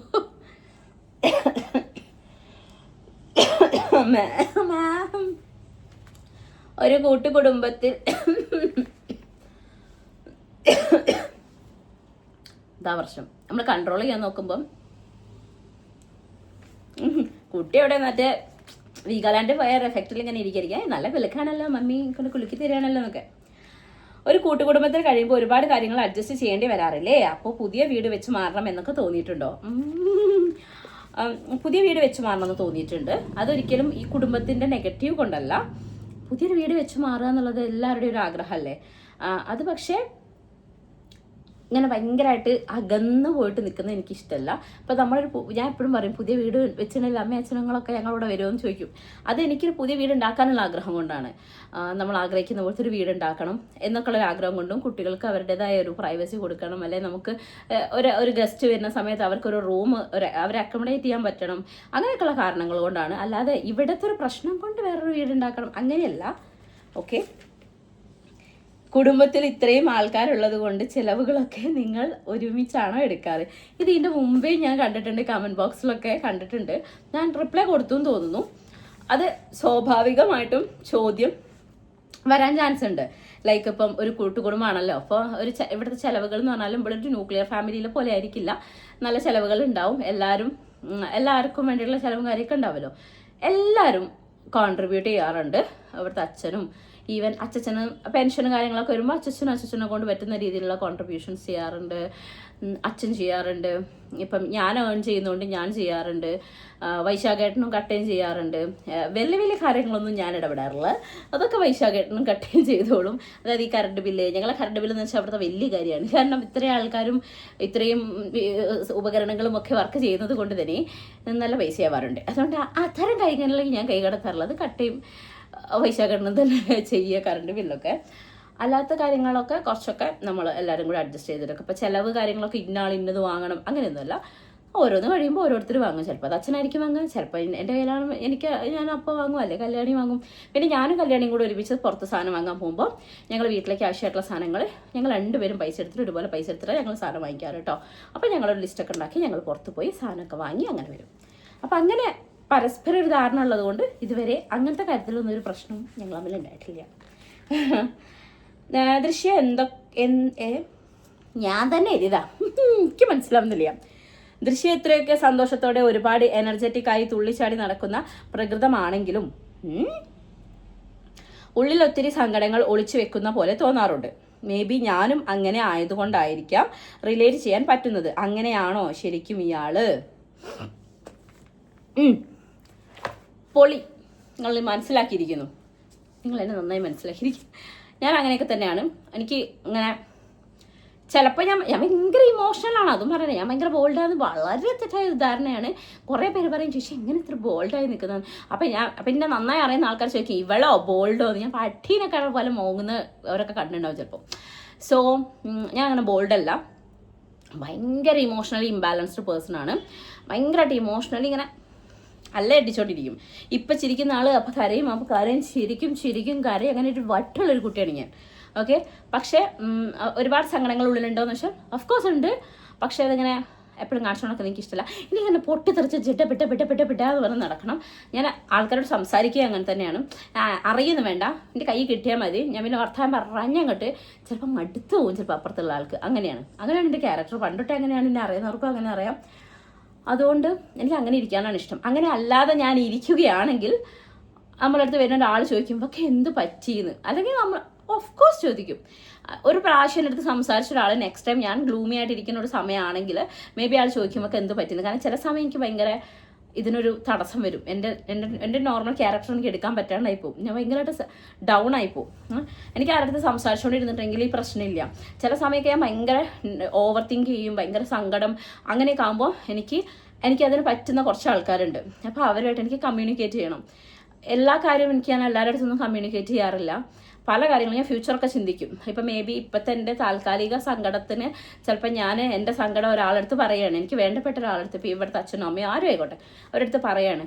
ചിലപ്പോൾ നാളെ ഞാനത് മറന്നേക്കാം, പക്ഷെ അവരത് മറക്കണം എന്നില്ല. അവർക്ക് അത് ചിന്ത വരും, അയ്യോ ഇവളെ സങ്കടപ്പെടുത്തിയ ഇന്ന ആളാണല്ലോ എന്നൊരു ചിന്ത അവരുടെ മനസ്സിൽ വന്നാൽ നാളെ അവരെ കാണുമ്പോൾ ഇവർക്കും ഒരു ഇത് വരും. അതുകൊണ്ട് പല കാര്യങ്ങളും ഞാൻ എൻ്റെ ഉള്ളിൽ ഒതുക്കാറുണ്ട്. അങ്ങനെയാണ് ഒരുവിധം ഒരു 80% എൻ്റെ സങ്കടങ്ങളും ഞാൻ എൻ്റെ ഉള്ളിൽ ഒതുക്കും. ചിലതെനിക്ക് കൺട്രോൾ ചെയ്യാൻ പറ്റാതാകുമ്പോൾ എനിക്ക് അത്രയും വേണ്ടപ്പെട്ട ആരുടെങ്കിലും ഞാനത് ഷെയർ ചെയ്യും. ഇന്നിപ്പോൾ ഒരു ഇൻസിഡൻറ്റ് വെച്ചാൽ ഞാൻ ഭയങ്കരമായിട്ട് ഓവർ തിങ്ക് ചെയ്ത് ഭയങ്കര കുറച്ചൊരു ഡിപ്രഷൻ മോഡിലേക്ക് തോന്നിപ്പോൾ ഓൺ ദ സ്പോട്ട് വിടില്ല. ഞാൻ എൻ്റെ മൈൻഡിൽ അങ്ങനെ വിടില്ല. അപ്പോൾ ഞാൻ ഓൺ ദ സ്പോട്ട് അശ്വനിയെ ഓടിവായോ, ഞാൻ ഓവർ തിങ്ക് ചെയ്ത് കൊളാക്കും, എന്നെ തീരെ ഓക്കെ അല്ലടി വേഗം വടി പറഞ്ഞപ്പോഴത്തേക്കും കുട്ടി അവിടുന്ന് ട്രൗസർ വാല ഓടിയെത്തി ഇവിടെ. പിന്നെ ഞങ്ങൾ വർത്താനൊക്കെ പറഞ്ഞ് കൂൾ. അങ്ങനെയാണ് ഞാൻ എന്നെ കൂളാക്കാറ്. ഇല്ലെങ്കിൽ ചില സമയം എനിക്ക് ഭയങ്കരമായിട്ട് മൂഡ് ഓഫ് വരുമ്പം എൻ്റെ കെട്ടുവിൻ്റെ പുറത്ത് കയറി 4 അപ്പം എനിക്കൊരു സമാധാനം. അപ്പം ഏട്ടൻ അങ്ങനെ വിചാരിക്കുന്നുണ്ടാവും, പാവം എൻ്റെ ഏട്ടൻ മാത്രമേ എന്നെ സഹിക്കാൻ പറ്റുള്ളൂ ഗൈസ്. അങ്ങനെയാണ്. അപ്പം നിങ്ങളെന്നെ മനസ്സിലാക്കിയിട്ടുണ്ട്. ഞാനിങ്ങനെ കളിച്ച് നടക്കുന്ന പോലെയല്ല, എൻ്റെ ഉള്ളിലൊരു സൈക്കോ ഉണ്ട്. സൈക്കോ എന്നല്ല കേട്ടോ, എനിക്കിങ്ങനെ സങ്കടമൊക്കെ വന്നു കഴിഞ്ഞാൽ അങ്ങനെയാണ്. അയ്യോ ഇനിയിപ്പോൾ ഞാനിങ്ങനെയൊക്കെ വർത്താൻ പറയുന്നിട്ട് ഇവൾ എന്തിനാ ഇങ്ങനെയൊക്കെ വർത്താൻ പറയുന്നതെന്ന് ആര് ചോദിച്ചോണ്ട് വരെടുത്തിട്ട് ഞാൻ ഇങ്ങനെ തന്നെയാണ്. നമുക്ക് കുറച്ച് കാലമൊക്കെ ഒരാളെ പറ്റിക്കുക, ഇത്രയും കൊല്ലമായിട്ട് ഇങ്ങനെ പറ്റിക്കാൻ പറ്റുക എന്നുള്ള നടക്കൂലല്ലോ. എന്നെ പണ്ടോട്ടേ അറിയുന്നവർക്കറിയാം ഞാൻ അങ്ങനെ തന്നെയാണ്. അതുകൊണ്ട് ഞാൻ ഇങ്ങനെ തന്നെ ആയിരിക്കും. ഇത് കാണാൻ ഇഷ്ടമുള്ളവർ മാത്രം കണ്ടാൽ മതി. ദൃശ്യയിലും വൈശാഖിലും ഇഷ്ടമുള്ളതും ഇഷ്ടമില്ലാത്തതുമായി 2 കാര്യങ്ങൾ. വൈശാഖിൽ ഇഷ്ടമില്ലാത്ത 2 പറഞ്ഞാൽ മതിയോ? ഇഷ്ടമുള്ള കാര്യം ഞാൻ ആദ്യം പറയാം. എൻ്റെ അടുത്ത് എനിക്ക് ഏറ്റവും ഇഷ്ടമുള്ള കാര്യം എൻ്റെ സംസാരം. ഓഫ്കോഴ്സ് നിങ്ങളിൽ പല ആൾക്കാരും പറയുന്ന ഒരു കാര്യം തന്നെ, എനിക്ക് നന്നായി സംസാരിക്കാൻ അറിയാം എന്നുള്ളത്. ഞാൻ ഭയങ്കര ഒരു കോൺഫിഡൻ്റ് ആണ് എനിക്ക്. എന്നുവെച്ചാൽ എനിക്കൊരു കാര്യം ഒരാളടുത്ത് കമ്മ്യൂണിക്കേറ്റ് ചെയ്യാനുണ്ടെങ്കിൽ പറയേണ്ട രീതിയും കാര്യങ്ങളും എനിക്കറിയാം എന്ന് തോന്നിയിട്ടുണ്ട്. പക്ഷേ ഇമോഷണലി നിൽക്കുന്ന സമയത്തല്ല കേട്ടോ, അല്ലാണ്ട്. സോ എനിക്ക് എൻ്റെ സംസാരം ഭയങ്കര ഇഷ്ടമാണ്. സെക്കൻഡ്, ഞാൻ എപ്പോഴും ഇൻഡിപെൻഡൻ്റ് ആയിട്ട് നിൽക്കുന്ന ഒരാളാണ്. എപ്പോഴും എന്ന് വെച്ചാൽ ചെറുപ്പം തൊട്ട് നല്ല കേട്ടോ, ഏൺ ചെയ്യാനൊരു പ്രാപ്തി ആയതിനു ശേഷം എപ്പോഴും ഇൻഡിപെൻഡൻ്റ് ആയിട്ട് നിൽക്കുന്ന ഒരാളാണ്. ഇനി അങ്ങോട്ടേക്കും അങ്ങനത്തെ ആവണമെന്നാണ് എനിക്ക് എൻ്റെ ഭയങ്കരമായ ആഗ്രഹം. എങ്ങനെയാണെങ്കിലും എനിക്ക് ഇങ്ങനെ ക്യാഷ് എൻ്റെ ആവശ്യങ്ങൾക്കൊന്നും ഒരാളെ ഡിപ്പെൻഡ് ചെയ്യുന്നതൊന്നും എനിക്കിഷ്ടമല്ല. ഞാൻ അതുപോലെ തന്നെ ഒരു ഇമ്പോർട്ടൻ്റ് ആയിട്ടുള്ള കാര്യം നമ്മൾ ഏൺ ചെയ്യുന്നതിന് ഒരു സേവിങ്സ് മാറ്റി വെക്കാൻ ഞാൻ എപ്പോഴും ശ്രദ്ധിക്കുന്ന ഒരു കാര്യമാണ്. അതുകൊണ്ട് തന്നെ സ്വന്തമായ ഒരു സേവിങ്സ് ഉണ്ടോ എന്ന് വെച്ചാൽ ഓഫ് കോഴ്സ് ഉണ്ടെന്ന് പറയാൻ പറ്റുന്ന ഒരു കാറ്റഗറിയിലുള്ള ഒരാളാണ് ഞാൻ. ആ കാര്യത്തിൽ എൻ്റെ കെട്ടിയോൻ കുറച്ച് കുറവാണ്. പക്ഷേ കെട്ടിയോനാണ് ചിലവും കാര്യമൊക്കെ നോക്കുന്നത് കൊണ്ട് നമ്മൾ അങ്ങനെ പറയാൻ പാടില്ല. കാരണം കെട്ടിയോൻ ചിലവ് നോക്കുന്നുണ്ടാണല്ലോ ഞാൻ സേവിങ്സ് ഉണ്ടാക്കുന്നത്. ഓക്കെ, അതുകൊണ്ട് ഏട്ടൻ ഏൺ ചെയ്യും. പക്ഷേ ഏട്ടൻ ഏൺ ചെയ്യുന്നതാണല്ലോ ഇപ്പുറത്തൂടെ ഒഴുകിക്കൊണ്ടിരിക്കുന്നത്. അപ്പോൾ ഞാൻ സേവ് ചെയ്യും. പക്ഷെ ഞാൻ പറയും ഞാൻ ഭയങ്കര സേവിങ്സ് ഉള്ള ആളാണ് എന്ന്. പക്ഷെ പാവ ഏട്ടൻ അവിടെ കിടന്ന് ബലിയാടാക്കിയിട്ടാണ് ഞാൻ സേവിങ്സ് ഉള്ള ആളാവുന്നത്. അങ്ങനത്തെ കാര്യങ്ങളൊക്കെയാണ് എൻ്റെ അടുത്ത് ഇഷ്ടം. ആൻഡ് വൈശാഖേട്ടന് ഇഷ്ടപ്പെട്ട ക്യാരക്ടർ ക്ഷമ. വളരെ വളരെ ക്ഷമയുള്ളൊരു വ്യക്തിയാണ് അദ്ദേഹം. പിന്നെയും റീസെൻ്റ്ലി ആണ് ഇടയ്ക്കിടയ്ക്കൊക്കെ ബ്ലാസ്റ്റ് ആവുന്നത് ഞാൻ കാണുന്നത്. കാരണം ആദ്യമൊക്കെ ഭയങ്കര ക്ഷമയായിരുന്നു. ഇപ്പം ഏട്ടനെ മടുത്തുടങ്ങി തോന്നുന്നു. ഈ തെണ്ടീൻ്റെ അടുത്ത് എനിക്ക് ക്ഷമിച്ചിട്ട് കാര്യമില്ല എന്ന് വിചാരിക്കുന്നതുകൊണ്ടായിരിക്കും അപ്പോൾ ഇടയ്ക്കിടയ്ക്ക് ബ്ലാസ്റ്റ് ആവുന്നുണ്ട്. ആ ഒരു കാര്യം എനിക്ക് ഭയങ്കര ഇഷ്ടമാണ് ഏട്ടൻ്റെ അടുത്ത്. ആൻഡ് പാരൻറ്റിങ് ഏട്ടൻ്റെ അടുത്ത് ഭയങ്കര നല്ലതാണ്. ഞാൻ കുറച്ച് ഷോർട്ട് ടെമ്പേർഡാണ്.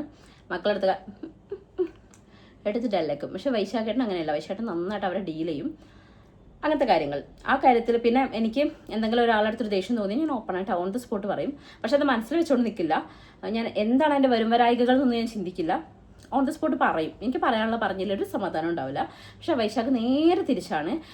നമ്മൾ അങ്ങനെ പറയരുത്, നമ്മൾ കൺട്രോൾ ചെയ്യണം, നമ്മൾ പ്രശ്നം ഉണ്ടാക്കരുത് എന്നൊക്കെ പറഞ്ഞിട്ട് ബുദ്ധൻ്റെ ഏറ്റവും ലാസ്റ്റ് എഡിഷനാണ് ആ സാധനം. ജൂനിയർ ബുദ്ധൻ എന്നാണ് ഞാൻ വിളിക്കാറ്. അതങ്ങനെ പറയേണ്ടടുത്ത് പോലും ഒരു പ്രശ്നത്തിന് വയ്യ എന്ന് പറഞ്ഞ് മാറി നിൽക്കുന്നൊരു മനുഷ്യനാണത്. ഓക്കെ, അതാണ്. ഇനി ഇഷ്ടമില്ലാത്ത കാര്യം ഇതന്നെ എൻ്റെ കാര്യം. വരും വരായികളൊന്നും ചിന്തിക്കില്ല. ഞാൻ അങ്ങ് കയറി എനിക്ക് പറയാനുള്ളത് അങ്ങ് ആരെടുത്തായാലും പറയും. പക്ഷെ ഒരൊറ്റ കാര്യമുണ്ട്, ഞാൻ മനസ്സിൽ വെച്ചോണ്ട് നിൽക്കില്ല. എനിക്ക് എൻ്റെ അടുത്ത് ഏറ്റവും ഇഷ്ടമില്ലാത്തൊരു ക്യാരക്ടറാണ്. എന്നോട് എന്തൊക്കെ ചെയ്താലും പട്ടിയെ പോലെ പിന്നാലെ പോവും. സത്യമായിട്ടും അതിൽ കുറച്ചൊക്കെ ചേഞ്ച് ചെയ്യാൻ വരുത്താൻ നോക്കിയിട്ടുണ്ടെങ്കിലും ഞാൻ അങ്ങനെയല്ല എന്ന് റീസെൻ്റ്ലിയും കൂടെ എനിക്ക് തെളിഞ്ഞിട്ടുള്ളൊരു കാര്യമാണ്.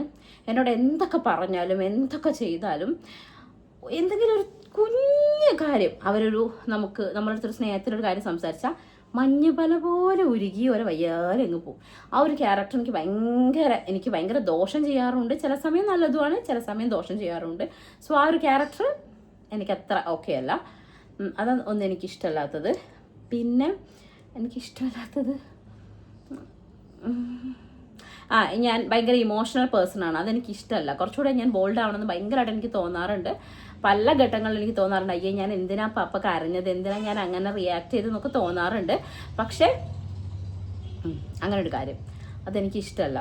വൈശാഖേൻ്റെ അടുത്ത് ഇഷ്ടമല്ല. അത് കള്ളത്തരം പറയുന്നത്.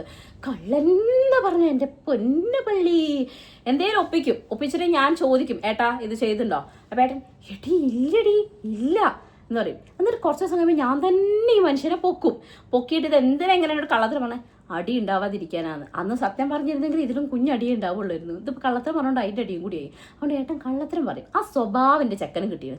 അയ്യോ എവിടെ നിന്നാ ഓൺ ദ സ്പോട്ട് ഇറക്കി വിടുക. അപ്പോൾ ആ ഒരു കാര്യം അതെനിക്ക് തീരെ ഇഷ്ടമല്ല വൈശാഖിനടുത്ത്.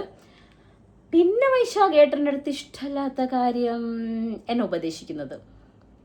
തീരെ ഇഷ്ടമില്ലെങ്കിൽ ഞാൻ അതേ കാര്യം അങ്ങോട്ട് ഇങ്ങനെ സങ്കടമൊക്കെ പറയാൻ വേണ്ടി പോകുമ്പോൾ ദൃശ്യ നമ്മൾ അങ്ങനെ ചിന്തിക്കരുത്, നമ്മൾ ഇങ്ങനെ ചിന്തിച്ചാൽ എന്ന് പറഞ്ഞു വരും. അപ്പം ഞാൻ അങ്ങനെ ഏട്ടനാണെങ്കിൽ നല്ല സ്ലോ മോഷൻ, ഞാൻ അങ്ങനെ സ്പീഡിൽ പല്ലല്ലേ ചേട്ടപ്പെട്ട എൻ്റെ നേരെ ഓപ്പോസിറ്റാണ്. ഏട്ടൻ കുറച്ച് സ്ലോ ആയിട്ടാണ് പറയാം. അപ്പോൾ ഏട്ടൻ അങ്ങനെ പറഞ്ഞു വരുമ്പോഴത്തേക്ക് എനിക്കിങ്ങനെ ഞാൻ ഇങ്ങനെ കൺട്രോൾ ചെയ്തിരിക്കും. ഞാൻ ഉള്ളിൽ അമ്മേ നാരായണ, ദേവി നാരായണ, ലക്ഷ്മി നാരായണ ഇങ്ങനെ നാമൊക്കെ ജപിക്കും. എന്താ അറിയോ, ഇങ്ങനെ സഹിക്കണ്ടേ അല്ലേ. 1 തൊട്ട് 10 വരെയും 10 തൊട്ട് 1 വരെയും ഞാൻ അങ്ങനെ എണ്ണു. അപ്പോൾ ഏട്ടൻ അങ്ങനെ എന്തെങ്കിലുമൊക്കെ പറയും. അങ്ങനെ ഉപദേശിക്കുന്നത് എനിക്ക് ഇഷ്ടമാണ്. എനിക്ക് ഉപദേശിക്കുന്നത് എനിക്ക് തീരെ ഇഷ്ടമില്ല. പക്ഷേ ഏട്ടൻ അത് ഭയങ്കര ഇഷ്ടമാണ്. അങ്ങനെ ആ ക്യാരക്ടർ എനിക്ക് ഏട്ടൻ്റെ ഇഷ്ടമില്ല.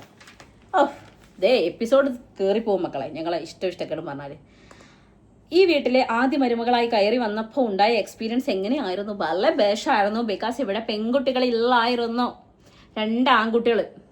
ഈ 2 എണ്ണങ്ങളും തല്ല തെറിച്ച 2 എണ്ണങ്ങൾ. ഇവിടുത്തെ അച്ഛനും അമ്മയും വിചാരിച്ച് വന്ന കുട്ടിയെങ്കിലും നല്ലതായിരിക്കുന്നു. അങ്ങനെ കല്യാണം കഴിഞ്ഞ് 2ാമത്തെ ദിവസമാണെന്ന് തോന്നുന്നു. രാത്രി 12 മണിയായപ്പം കട്ട വന്ന് വാതിൽ മുട്ടി. എന്നിട്ട് ഞങ്ങളോട് ചോദിച്ചു, വാ നമുക്ക് ഫുഡ് കഴിക്കാൻ പോവാന്ന്. അയ്യോ ചെവിയിൽ വെച്ച്. അപ്പം ഞാൻ 12 മണിക്കോന്ന് അപ്പോൾ പറഞ്ഞു, 12 മണിക്കോ എന്താ ഇവിടെ ഷോപ്പ് ഓപ്പൺ ആണ്, വാ നമുക്ക് പോവാന്ന്. അങ്ങനെ ഒരു ബൈക്ക്, ഞങ്ങൾ 3 പേര്. അപ്പം ഞാനിങ്ങനെ ഇറങ്ങുക. അപ്പം അച്ഛൻ വന്നതും അല്ലേ നിന്നതും കൊള്ളാം വന്നതും കൊള്ളാം അച്ഛൻ്റെ ഡയലോഗാ. അപ്പം ഞാൻ ഈശ്വര, എൻ്റെ അച്ഛനൊക്കെ ടെറർ പറയുമല്ലോ. അപ്പം ഞാൻ ഈശ്വര അങ്ങനെ ഞാൻ പേടിച്ച് നിന്നപ്പോൾ കട്ട മാസ് ഡയലോഗാ. വേണേ കേട്ട് പഠിച്ചോ, എല്ലാവരും കേട്ട് പഠിച്ചോ. ഇപ്പം നിനക്ക് ഞങ്ങളുടെ കൂടെ വരികയാണെങ്കിൽ ജീവിതകാലം മുഴുവൻ എൻജോയ് ചെയ്ത് ഞങ്ങളെ പോലെ പേറി പറന്ന് നടക്കാം. ഇപ്പം അച്ഛൻ പറയുന്നതും കേട്ട് ഇവിടെ നിൽക്കുകയാണെങ്കിൽ അച്ഛൻ പറയുന്നതും കേട്ട് ഇവിടെ നിൽക്കേണ്ടിരും, പിന്നെ ഞങ്ങളെ കൂടെ എവിടെ ഇറങ്ങി വരാൻ പറ്റില്ല. കേട്ട പാതി കേൾക്കാത്ത പാതി ഞാൻ പറഞ്ഞു ഞാനുണ്ട് കട്ടേന്ന്. അങ്ങനെ ഞാൻ പോയി. അന്ന് അച്ഛനും അമ്മയ്ക്കും മനസ്സിലായി ഈ കുട്ടിയെ നമുക്ക് പിടിച്ചാൽ കിട്ടില്ല എന്ന്. പിന്നെ അടുത്തത് വന്നതും കണക്കായിരുന്നു. പിന്നെ ഞങ്ങളെല്ലാം കണക്കായി, ഒരേ അച്ഛന് വാർത്ത 4 എണ്ണങ്ങളായി ഇവിടെ. പക്ഷേ ഒരു കാര്യം എന്ന് വെച്ചാൽ എൻ്റെ ഇവിടുത്തെ അച്ഛനും അമ്മയും ഫസ്റ്റ് കണ്ട മെറ്റേണിറ്റി ഷൂട്ട് ആയിരുതാ, ഫസ്റ്റ് കണ്ട സേവ് ദ ഡേറ്റ് ആയിരുതാ, ഫസ്റ്റ് കണ്ട പോസ്റ്റ് വെഡിങ് ഷൂട്ട് ആയിരുതാ, ഫസ്റ്റ് കണ്ട ഈ വ്ളോഗ് ഒക്കെ എടുത്ത് നടക്കുന്ന ഇങ്ങനത്തെ പ്രാന്തികളെ കണ്ടതായിരുതാ, ടിക്ടോക്ക് എന്നുള്ള സാധനം ഉണ്ടെന്ന് പറഞ്ഞത് എങ്ങനെയാ? ഇനി എന്താ പറഞ്ഞ പെൺകുട്ടികളെ പോറ്റാൻ ഇത്രയും പൈസ വേണമെന്ന് അറിഞ്ഞത് എപ്പോഴാ? എന്തൊക്കെയുണ്ട് മക്കളെ. ഇവിടുത്തെ അച്ഛനെയും അമ്മേനെ സകാലതും പഠിപ്പിച്ചത് ഞാനാണ്. കാരണം ഇവിടെ പെൺകുട്ടികളില്ലാത്തതുകൊണ്ട് ആ ക്ഷീണമൊക്കെ ഞാൻ മാറ്റിയിട്ട് ഞാൻ വന്നിട്ട് ഇങ്ങനെയൊക്കെ ഉണ്ടോ പെൺകുട്ടികൾ എന്ന് ചിന്തിക്കുന്ന രീതിയിൽ ഞാൻ അവരെ മാറ്റിയെടുത്തിട്ടുണ്ട്. അതുകൊണ്ട് ഞാനിങ്ങനെ മോൾഡ് ചെയ്ത് സെറ്റ് ചെയ്ത് ഇങ്ങനെ ട്വിസ്റ്റ് ചെയ്ത് സെറ്റാക്കി വെച്ചുകൊണ്ട് കല്യാണിക്ക് കുറച്ച് ഈസി ആയിരുന്നു വരുമ്പോൾ. ഇതാണ് ആദ്യത്തെ മരുമകളായതിൻ്റെ. പക്ഷെ ഇവിടുത്തെ ആദ്യത്തെ ബേബി അല്ലുവാണ്. ആദ്യത്തെ മരുമകൾ ഞാനായത് കൊണ്ട് തന്നെ കുറേ കാര്യങ്ങൾ ഞാൻ സ്പെഷ്യലി എക്സ്പീരിയൻസ് ചെയ്തിട്ടുണ്ട്. So I am happy. ഒരു ടൈം ട്രാവലർ ചാൻസ് തരുവാണെങ്കിൽ എന്തായിരിക്കും ചേഞ്ച് ചെയ്യുക? ഓഫ് കോഴ്സ് എൻ്റെ അച്ഛൻ്റെ മരണം. അല്ലാണ്ട് എന്താ, അച്ഛൻ ഒരു ടൈം ട്രാവലർ ചെയ്യാൻ ബാക്കോട്ട് പോവുകയാണെങ്കിൽ അച്ഛനോട് ആ ഓട്ടം എടുക്കല്ലേ അച്ഛാ, ഞാൻ പ്രഗ്നൻ്റ് ആണ്, അപ്പം ഹോസ്പിറ്റലിൽ പോകേണ്ടി വന്നാലോ, അച്ഛൻ അതിന് പോവണ്ട എന്ന് പറഞ്ഞ അച്ഛനെ ഞാൻ തടുത്തേനെ. അപ്പം അച്ഛൻ ഞങ്ങളുടെ കൂടെ ഇപ്പം ഉണ്ടായേനെ. അത്രേനെ. അമ്മ അടുത്തില്ലാത്തതിനാൽ വിഷമം ഉണ്ടാകാറില്ലേ? എപ്പോഴെങ്കിലും അമ്മയെ കല്യാണം കഴിപ്പിക്കേണ്ടായിരുന്നു എന്ന് തോന്നിയിട്ടുണ്ടോ? അമ്മേ, ഇങ്ങനൊരു ക്വസ്റ്റ്യൻ ഉണ്ടായിരുന്നോ? ഇത് കുറേ മുന്നേ എഴുതി വെച്ചാട്ടോ, അതുകൊണ്ട് എനിക്കൊരു ഓർമ്മയില്ലാത്തത്. അമ്മ അടുത്തില്ലാത്തത് വിഷമമുണ്ടോയെന്ന് വെച്ചാൽ ഓഫ് കോഴ്സ് ഒരുപാട് വിഷമമുണ്ട്. ലൈക്ക് ഞാൻ ആഴ്ചയിൽ ഒരു വട്ടമെങ്കിലും മിനിമം എൻ്റെ വീട്ടിലേക്ക് ഓടിക്കയറി പോകുന്ന ആളാണ്, നിങ്ങൾക്കറിയാം. അല്ലെങ്കിൽ 2-3 വട്ടം അവർ ഇങ്ങോട്ട് വരുന്നതാണ്, അതും നിങ്ങൾക്കറിയാം. സോ അതൊക്കെ ഞാൻ ഒരുപാട് മിസ് ചെയ്യുന്നുണ്ട് എൻ്റെ ലൈഫിൽ. പക്ഷേ അമ്മേനെ കല്യാണം കഴിപ്പിക്കേണ്ടായിരുന്നു എന്ന് തോന്നിയിട്ടുണ്ടോ എന്ന് ചോദിച്ചിട്ടുണ്ടെങ്കിൽ കള്ളത്തരം അറിയില്ല. ചില സമയം എനിക്ക് ഭയങ്കരമായിട്ട് മിസ് ചെയ്യുമ്പം അമ്മേനെ കല്യാണം കഴിപ്പിക്കേണ്ടായിരുന്നു എന്നല്ല, എൻ്റെ അച്ഛൻ മരിക്കേണ്ടായിരുന്നു എന്ന് തോന്നിയിട്ടുണ്ട്. അപ്പോൾ അതാകുമ്പോൾ ഇതൊന്നും ഉണ്ടാവില്ലല്ലോ. അപ്പോൾ അച്ഛൻ മരിക്കേണ്ടായിരുന്നു, എന്തിനാ ദൈവമേ എൻ്റെ അച്ഛൻ എത്ര നേരത്തെ അങ്ങോട്ട് വിളിച്ചത് എന്നുള്ളൊരു സങ്കടം എനിക്ക് തോന്നിയിട്ടുണ്ട്. പലപ്പോഴും ചിലപ്പോൾ ഡെയിലി എന്ന് വേണമെങ്കിൽ പറയാം, അങ്ങനെ തോന്നിയിട്ടുണ്ട്. അല്ലാണ്ട് അച്ഛൻ മരിച്ചു കഴിഞ്ഞ് ഓക്കെ അമ്മേനെ കല്യാണം കഴിപ്പിക്കേണ്ടായിരുന്നു എന്ന് ഞാൻ ഒരിക്കലും വിചാരിച്ചിട്ടില്ല. ബിക്കോസ് ഇന്ന് ഞാൻ എൻ്റെ ലൈഫ് ആലോചിച്ച് സങ്കടപ്പെട്ടാൽ മാത്രം മതി. അല്ലെങ്കിൽ ഞാൻ എൻ്റെ ലൈഫും അതേപോലെ എൻ്റെ അമ്മേൻ്റെ കാര്യം ആലോചിച്ച് ടെൻഷൻ അടിക്കേണ്ടി വന്നേനെ. എത്രയൊക്കെ മക്കൾ കൂടെ ഉണ്ടെന്ന് പറഞ്ഞിട്ടുണ്ടെങ്കിലും ഒരു പാർട്ട്ണർ ഇല്ലാത്തതിൻ്റെ വിഷമം അത് അനുഭവിക്കുന്നവർക്കായിരിക്കും കൂടുതൽ മനസ്സിലാവും. ബിക്കോസ് ഞാൻ എൻ്റെ അമ്മേൻ്റെ കല്യാണ വീഡിയോൻ്റെ താഴെ വന്ന ഓരോ കമൻസും ഞാൻ വായിച്ചിട്ടുള്ള വ്യക്തിയാണ്. അതിൽ ഞാൻ കണ്ടിട്ടുണ്ട് ഇതുപോലെ ഹസ്ബൻഡ് മരിച്ചിട്ട് മക്കളെ നോക്കി കാലം കഴിച്ച എത്രയോ അമ്മമാർ അതിൽ റിഗ്രറ്റ് അടിച്ച് കമൻറ്റ് ഇട്ട് ഇഷ്ടം പോലെ കമൻസ് ഉണ്ട്, ഇഷ്ടം പോലെ. ചിലപ്പോൾ നമ്മളെടുത്ത് അവരതൊന്നും ഓപ്പണായി പറയുന്നുണ്ടാവില്ല. അതായത് അച്ഛനില്ലാത്തതുകൊണ്ട് ഞാനിങ്ങനെ അനുഭവിക്കുന്നുള്ളത് മക്കളെടുത്ത് പറയുന്നുണ്ടാവില്ല.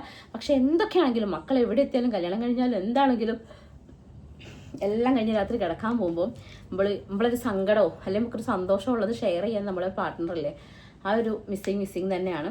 അതിലുപരി എൻ്റെ അമ്മയുടെ കാര്യം അടിച്ച് ഞാൻ ഭയങ്കര സേഫായിട്ട് എനിക്കിപ്പോൾ വെച്ചാൽ അയ്യോ അമ്മ ഭക്ഷണം കഴിച്ചു, അമ്മ ഒറ്റയ്ക്കാവില്ലേ, അമ്മ ഇപ്പോൾ എന്തെങ്കിലും ആലോചിച്ച് കിടക്കുന്ന ടെൻഷൻ അടിക്കുന്നുണ്ടാവോ, ഇങ്ങനെ ആലോചിച്ചൊരു ടെൻഷൻ എനിക്കില്ല. ഉണ്ണിച്ചൻ അമ്മയെ നല്ലപോലെയാണ് നോക്കുന്നത്. ഇപ്പം ഞങ്ങളുടെ അടുത്തുള്ള പെരുമാറ്റമാണെങ്കിൽ അത്രയും ഒരു സ്നേഹത്തോടെ നിൽക്കുന്നൊരു മനുഷ്യനാണ്. സോ അതിലെനിക്കൊരു സങ്കടമില്ല. അന്ന് ഞാൻ സത്യമായിട്ടും കല്യാണം നടക്കുന്ന സമയത്ത് ചിലപ്പോൾ 100% മനസ്സിൽ ഹാപ്പി ആയിട്ട് അമ്മേനെ കല്യാണം കഴിപ്പിച്ചതൊന്നും ഞാൻ ഒരിക്കലും കള്ളം പറയില്ല. ഒരു കുഞ്ഞ് പെർസെൻറ്റേജൊക്കെ കുറവുണ്ടാവുക. കാരണം ആദ്യം ഞാൻ അത്ര സമ്മതിച്ചിട്ടുണ്ടായിരുന്നില്ല. അപ്പുവൊക്കെ സമ്മതിച്ച് കഴിഞ്ഞതിന് ശേഷമാണ് ഞാൻ ഓക്കെ പറയുന്നത്. ബട്ട് ഇപ്പം എന്നോട് ചോദിക്കുകയാണെങ്കിൽ ഓഫ് കോഴ്സ് അതൊരു നല്ല കാര്യമായിരുന്നു എന്ന് തന്നെയാണ് ഞാൻ പറയുള്ളൂ. നല്ല കാര്യമായിരുന്നു, ഒരിക്കലും ഞാൻ അതിനൊരിക്കലും കുറ്റം പറയില്ല. ഉണ്ണിയച്ഛനെ കുറിച്ച് പറയാമോ? ഉണ്ണിയച്ഛനെ കുറിച്ച് എന്താ പറയേണ്ടത്? ഉണ്ണിയച്ഛനെ കുറിച്ച് കൂടുതൽ ഉണ്ണിയച്ഛൻ്റെ വീട് പത്തനംതിട്ടയാണ്. ഉണ്ണിയച്ഛൻ അവിടെ ഡെപ്യൂട്ടി ലേബർ ഓഫീസറായിട്ടാണ് വർക്ക് ചെയ്യണത്. പിന്നെന്താ ഉണ്ണിയച്ഛനെ കുറിച്ച് പറയുകയാണെങ്കിൽ എനിക്ക് ഏറ്റവും ഇഷ്ടപ്പെട്ടൊരു കാര്യം, ആ നാട്ടിൽ പോയിട്ട് ആ മനുഷ്യനെ കുറിച്ചിട്ട് നല്ലത് പറയാത്ത ഒരാളും ഇല്ല. എല്ലാ ആൾക്കാരും ഒരു വില കൊടുക്കുന്ന ഒരു മനുഷ്യനാണെന്ന് എനിക്ക് എപ്പോഴും തോന്നിയിട്ടുണ്ട്. ആ നാട്ടിൽ ഞാൻ പോയിട്ടുണ്ടല്ലോ, അപ്പോഴൊക്കെ എനിക്ക് തോന്നിയിട്ടുള്ളൊരു കാര്യം. ആൻഡ് എഡ്യൂക്കേഷൻ എന്ന് പറയുന്ന ഒരു കാര്യത്തിന് ഭയങ്കര ഇമ്പോർട്ടൻസ് ഉണ്ട്. അത് പല കാര്യത്തിലും ഉണ്ണീഷിൻ്റെ കാര്യത്തിൽ എനിക്ക് തോന്നിയിട്ടുണ്ട്. നല്ലൊരു പേഴ്സണാലിറ്റിയാണ്, നല്ലൊരു ക്യാരക്ടറാണ്. മക്കളുടെ അടുത്തൊക്കെ ഭയങ്കര സ്നേഹമാണ്. ഞങ്ങളുടെ അടുത്തൊക്കെ ആണെങ്കിലും അതെ, എന്നും വിളിച്ച് മക്കളുടെ അടുത്തൊക്കെ ഭയങ്കര സംസാരമാണ്. അല്ലും തുമ്പിയൊക്കെ ആയിട്ട് നല്ല കൂട്ടാണ്. അമ്മയ്ക്ക് നല്ലൊരു കമ്പാനിയനാണ്. സോ ഓവറോൾ നല്ലൊരു മനുഷ്യനാണ്. ചേച്ചി എത്ര മന്ത്സായി തുമ്പിമോൾ അംഗനവാടി പോയിട്ട് അക്ഷരം പഠിച്ചോ? എനിക്ക് 6 മാസം കഴിഞ്ഞിടാ. തുമ്പി അക്ഷരം പഠിച്ചോന്ന് വെച്ചാൽ അംഗനവാടിയിൽ അങ്ങനെ കഥയും പാട്ടും അങ്ങനെയൊക്കെ പഠിപ്പിക്കുന്നുണ്ട്. ഞാൻ അക്ഷരങ്ങൾ ചെറുതായിട്ട് അല്ലൂസിനെ പഠിപ്പിക്കുമ്പോൾ അവൾ പഠിക്കുന്നുണ്ട്, അത് കേട്ട് പഠിക്കുന്നുണ്ട്. അങ്ങനെ ABCD ഒക്കെ ഞങ്ങൾ ഞാൻ നൈസായിട്ട് തുടങ്ങിയിട്ടുണ്ട്. വെറുതെ രസത്തിനൊക്കെ ഒക്കെ പഠിക്കണമെന്ന് വാശി പിടിക്കുമ്പോൾ ഞാൻ പറഞ്ഞു കൊടുക്കണേ. കാരണം ഇത്ര ചെറുപ്പത്തിലേ നമ്മൾ സ്റ്റഫ് ചെയ്യണ്ടല്ലോ, കുറച്ചുകൂടിയൊക്കെ അതൊന്നും ആയിക്കോട്ടെ. അതുകൊണ്ട് എൻ്റെ ഏട്ടൻ ഡെയിലി കെട്ടാങ്ങൽ വരാറുണ്ട്. അവിടെ എവിടെയാണ് വീട്? കെട്ടാങ്ങലല്ല, കെട്ടാങ്ങൽ നിന്ന് കൊടുവള്ളി റോഡ് വരുന്ന സമയത്ത് തലപ്പെരുമണ്ണ എന്ന് പറഞ്ഞ സ്ഥലമുണ്ട്. അവിടെ പെരുമണ്ണയല്ല കേട്ടോ, തലപ്പെരുമണ്ണ. അവിടെ LP സ്കൂളിൽ തൊട്ടടുത്തുള്ള വീട്, ടർഫിൻ്റെ നേരെ ഓപ്പോസിറ്റ്. എല്ലാവരും പോകുന്നു കേട്ടോ. വൊമിറ്റ് മാറിയോ? എനിക്ക് വൊമിറ്റിംഗ് അങ്ങനെ ഓവറില്ലായിരുന്നു, ഇടയ്ക്ക് ഉണ്ടാവും. അതായത് ഈ പാലിൻ്റെ പാട അങ്ങനത്തെ ഒക്കെ സാധനങ്ങൾ കാണുമ്പോൾ എനിക്ക് കൂടുതലായിട്ട് വൊമിറ്റിംഗ് ഉണ്ടാവാറ് കേട്ടോ. അത് വലിയ കുഴപ്പമില്ല. ഹെയർ സ്പാ എക്സ്പീരിയൻസ്, റേറ്റ് എത്രയാണ്? ഹെയർ സ്ട്രെയിറ്റ് പോലെ ആവുമോ? റെക്കമെൻഡ് ചെയ്യുമോ? ഓഫ് കോഴ്സ് ഹെയർ സ്പാ ഞാൻ റെക്കമെൻഡ് ചെയ്യുന്നു. ബിക്കോസ് നല്ലതാണ്, ഹെയറിന് ഒരു നറിഷ്മെൻ്റ് ആണ്, ഒരു റീഫ്രഷ്മെൻ്റ് ആണ്. ഹെയർ സ്പാൻ്റെ റേറ്റ് എന്ന് വെച്ചാൽ ഞാൻ ചെയ്യുന്നത് 800, 1000 ആ റേഞ്ചിലുള്ളതൊക്കെയാണ് ഞാൻ ചെയ്യാറ്. ഓവറായിട്ടൊന്നും ഞാൻ ചെയ്യാറില്ല മക്കളെ.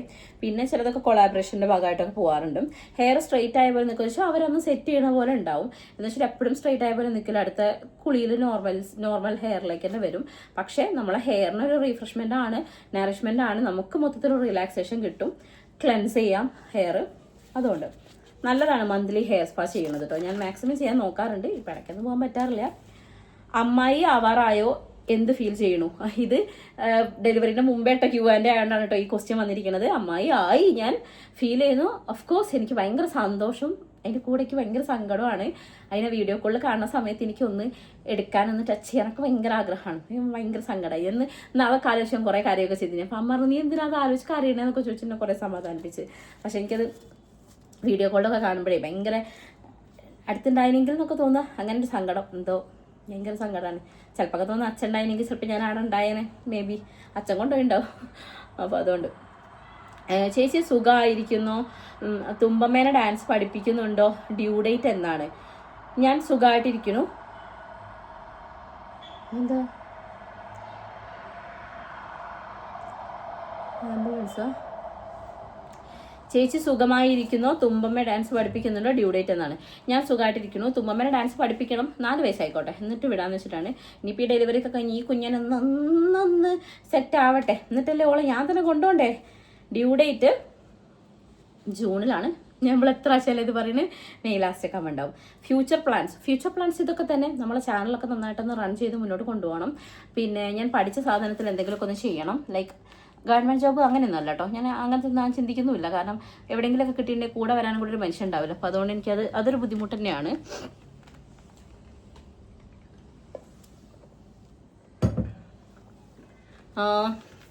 നല്ലൊരു കുഞ്ഞു വീട് വെക്കണം, കെട്ടിയോണ്ട് നാട്ടിലേക്ക് കൊണ്ടുവരണം, മക്കളെ നന്നായി പഠിപ്പിക്കണം, അങ്ങനെ കുറച്ച് പ്ലാൻസ് ഒക്കെ ഉള്ളൂ. ആൻഡ് എനിക്കൊരു വീട് വെക്കണം എന്നുള്ള വലിയൊരു ആഗ്രഹം എന്ന് വെച്ചാൽ എൻ്റെ അമ്മയ്ക്ക് എപ്പോഴും വന്ന് നിൽക്കാൻ, എൻ്റെ കൂടെ നിൽക്കാൻ വേണ്ടിയിട്ടൊരു ഇതുണ്ടാവില്ലേ, അങ്ങനെ. അതുകൊണ്ട് എനിക്ക് വീട് വെക്കാൻ ഭയങ്കര ഒരു ആഗ്രഹമാണ്. അതുകൊണ്ട് മാത്രമല്ല എനിക്കിങ്ങനെ ഭയങ്കര ഡ്രീം ഉണ്ട്. ലൈക്ക് ഇങ്ങനെയൊക്കെയാണ് എൻ്റെ വീട് വേണ്ടത്, അങ്ങനെയൊക്കെ അല്ലേ, അങ്ങനെ. അപ്പം അങ്ങനെ ഒരു വീട് ഉണ്ടാക്കണമെന്ന് ഭയങ്കര ആഗ്രഹമാണ്. പക്ഷേ അതെപ്പോൾ സാധ്യമാവുന്നൊന്നും എനിക്കറിയില്ല. ഞങ്ങൾ അത്രയും വലിയ പ്ലാനിങ്ങിലേക്കൊന്നും എത്തിയിട്ടില്ല. ഇപ്പോഴും ഞങ്ങൾ കൊച്ചു കുട്ടികളാണ് ഗൈസ്. കല്യാണം കഴിഞ്ഞ് 7 കൊല്ലമായി മാത്രം. ചേച്ചി എവിടെ പോയി? പിന്നെ are you happy now? Yes of course. Reenamma ആര്യശിശുയുടെ ഡെലിവറിക്ക് വരുമോ? മുമ്പേയുള്ള ക്വസ്റ്റ്യൻ ആണ്. വന്നു, ഡെലിവറി കഴിഞ്ഞു, സുഖമായിട്ടിരിക്കണം. Favourite song? തൊട്ടേ തൊട്ടേ തൊട്ടേ നോക്കാമോ ഇൻ്റെ തൊട്ടാവാടി നിന്നെ. ആ പാട്ടിക്ക് ഭയങ്കര ഇഷ്ടമാണ്. എൻ്റെ ഫസ്റ്റ് സ്റ്റേജ് അല്ല, നല്ലൊരു സ്റ്റേജ് പെർഫോമൻസ് ആയിരുന്നു അത്. സ്ഥിരം പറയുന്നത് തന്നെ ആവർത്തിക്കുന്നു, ലോങ് വീഡിയോ ഇടാൻ ശ്രമിക്കും മാക്സിമം. ഓഫ് കോഴ്സ് ഇടാൻ ഞാൻ ശ്രമിക്കാം. എൻ്റെ അവസ്ഥ ഇതായതുകൊണ്ടാണ്. 7th മന്തിൽ ചേച്ചിയുടെ വീട്ടിൽ കൊണ്ടുപോകുന്ന ചടങ്ങ് ഉണ്ടാകുമോ? ഇല്ല, അങ്ങനെ പറയാം. ഓക്കെ, ചേച്ചിയുടെ യൂട്യൂബ് ജേണി സ്ട്രഗ്ലിംഗ് ആയിരുന്നോ ഈസി ആയിരുന്നോ? ചേച്ചിയുടെ YouTube journey of course struggling ആയിരുന്നു. എന്നാൽ ഭയങ്കര സ്ട്രഗ്ലിംഗ് എന്നൊന്നും പറയാനില്ല, കാരണം ഞാൻ ഇതിന് വേണ്ടിയിട്ട് ട്രാവൽ ചെയ്യുകയോ കാര്യങ്ങളൊന്നും ചെയ്യുന്നില്ലല്ലോ. നമ്മൾ ലൈഫ് സ്റ്റൈലാണ്, ഫാമിലി വ്ളോഗാണ്. സോ ഇവിടെ നിന്നുകൊണ്ട് തന്നെയാണ് ചെയ്യണതെങ്കിൽ പോലും പലതും ഞാൻ ഒരു കൂട്ടുകുടുംബമായതുകൊണ്ട് ഇവിടെ പല കാര്യം ശ്രദ്ധിക്കണം. ലൈക്ക് അച്ഛനും അമ്മയ്ക്കും അവരുടെ പ്രൈവസി കൊടുക്കണം, അച്ഛനും ഇളയമ്മയ്ക്കും അവരുടേതായ പ്രൈവസി കൊടുക്കണം. എനിക്കൊരു വീഡിയോ എഡിറ്റ് ചെയ്യണമെങ്കിൽ പോലും സൗണ്ടും കാര്യങ്ങളൊക്കെ ഉണ്ടാവും. ഇതൊന്നൊക്കെ മാറി നിന്ന് കുറേ കാര്യങ്ങൾ സ്ട്രഗിൾ ചെയ്യാനുണ്ട്. ഇങ്ങനെ ഒരു കൂട്ടുകുടുംബത്തിൽ നിൽക്കുന്ന സമയത്ത് നമുക്ക് ഈ ഒരു വീഡിയോയും കാര്യങ്ങളും ഇതിൻ്റെ ഒരു എന്താ പറയുക, ഇതിൻ്റെ ഗുണവും കാര്യങ്ങളൊന്നും ഇവിടുത്തെ അച്ഛനും അമ്മയ്ക്കും ആർക്കും അറിയില്ലായിരുന്നു ആദ്യം. അതൊക്കെ അറിഞ്ഞു കഴിഞ്ഞാൽ പക്ഷെ അവർ ഭയങ്കര സപ്പോർട്ടാണ്. പക്ഷെ സ്റ്റാർട്ടിങ്ങിലൊക്കെ ഞാൻ ഈ വീഡിയോയും ഫോണും തന്നെ പിടിച്ച് നടക്കുമ്പോൾ എപ്പോഴും ഈ ഫോണിൽ ഞോണ്ടിയും കൊണ്ട് നടക്കുന്നതാണ്. അപ്പോൾ അവർ സ്വാഭാവികമായിട്ട് ചിന്തിക്കുക എല്ലാവരും ഇതെന്താ അവൾ എപ്പോഴും ഫോണിലെന്നല്ലേ. ഇപ്പോഴാണ് അവർക്ക് മനസ്സിലായത് ഈ ഫോൺ വെച്ചിട്ട് എനിക്കൊരു ഏർണിങ്സ് ഉണ്ട്, അല്ല എനിക്കൊരു സേവിങ്സ് ഉണ്ട്, ഇതുകൊണ്ട് എനിക്ക് ബെനിഫിറ്റ് ഉണ്ട് എന്നുള്ളതും പിന്നെ എന്നെ 4 ആൾ അറിയുന്നുണ്ടെന്ന് ഇവർ പുറത്തു പോകുമ്പോൾ ഇവർ അറിയുന്നുള്ളത് കൊണ്ട് തന്നെ ഇപ്പം എനിക്ക് ഭയങ്കര സപ്പോർട്ടാണ്. സ്റ്റാർട്ടിങ്ങിലൊന്നും ഇവിടെ ഉള്ളവർക്ക് എല്ലാവർക്കും ഇതിൻ്റെ ഒരു ഇമ്പോർട്ടൻസ് ഒന്നും മനസ്സിലായിട്ടുണ്ടായിരുന്നില്ല. സോ പിന്നെ എനിക്ക് സപ്പോർട്ട് ആയി. അപ്പോൾ കുറച്ചൊക്കെ സ്ട്രഗ്ലിംഗ് ഉണ്ടായിരുന്നു ആൻഡ് കമ്പാരിറ്റീവ്ലി ഈസി ആയിരുന്നു. ഓക്കെ, റോൾ മോഡൽസ് ഉണ്ടോ? റോൾ മോഡൽസ് എന്നല്ല, പക്ഷെ ഞാൻ ഇൻസ്പയർ ചെയ്യുന്ന ആൾക്കാരെന്ന് വെച്ചിട്ടുണ്ടെങ്കിൽ എനിക്ക് ഇഷ്ടമാണ്. പേളിമാനിൻ്റെ വീഡിയോസൊക്കെ കാണാൻ ഭയങ്കര ഇഷ്ടമാണ്. അതുപോലെ എന്താ മൈവേ കല്യാണി ഇടയ്ക്ക് ഇങ്ങനെ ഇപ്പം കുറച്ച് കിളി അറിയുന്നുണ്ട്.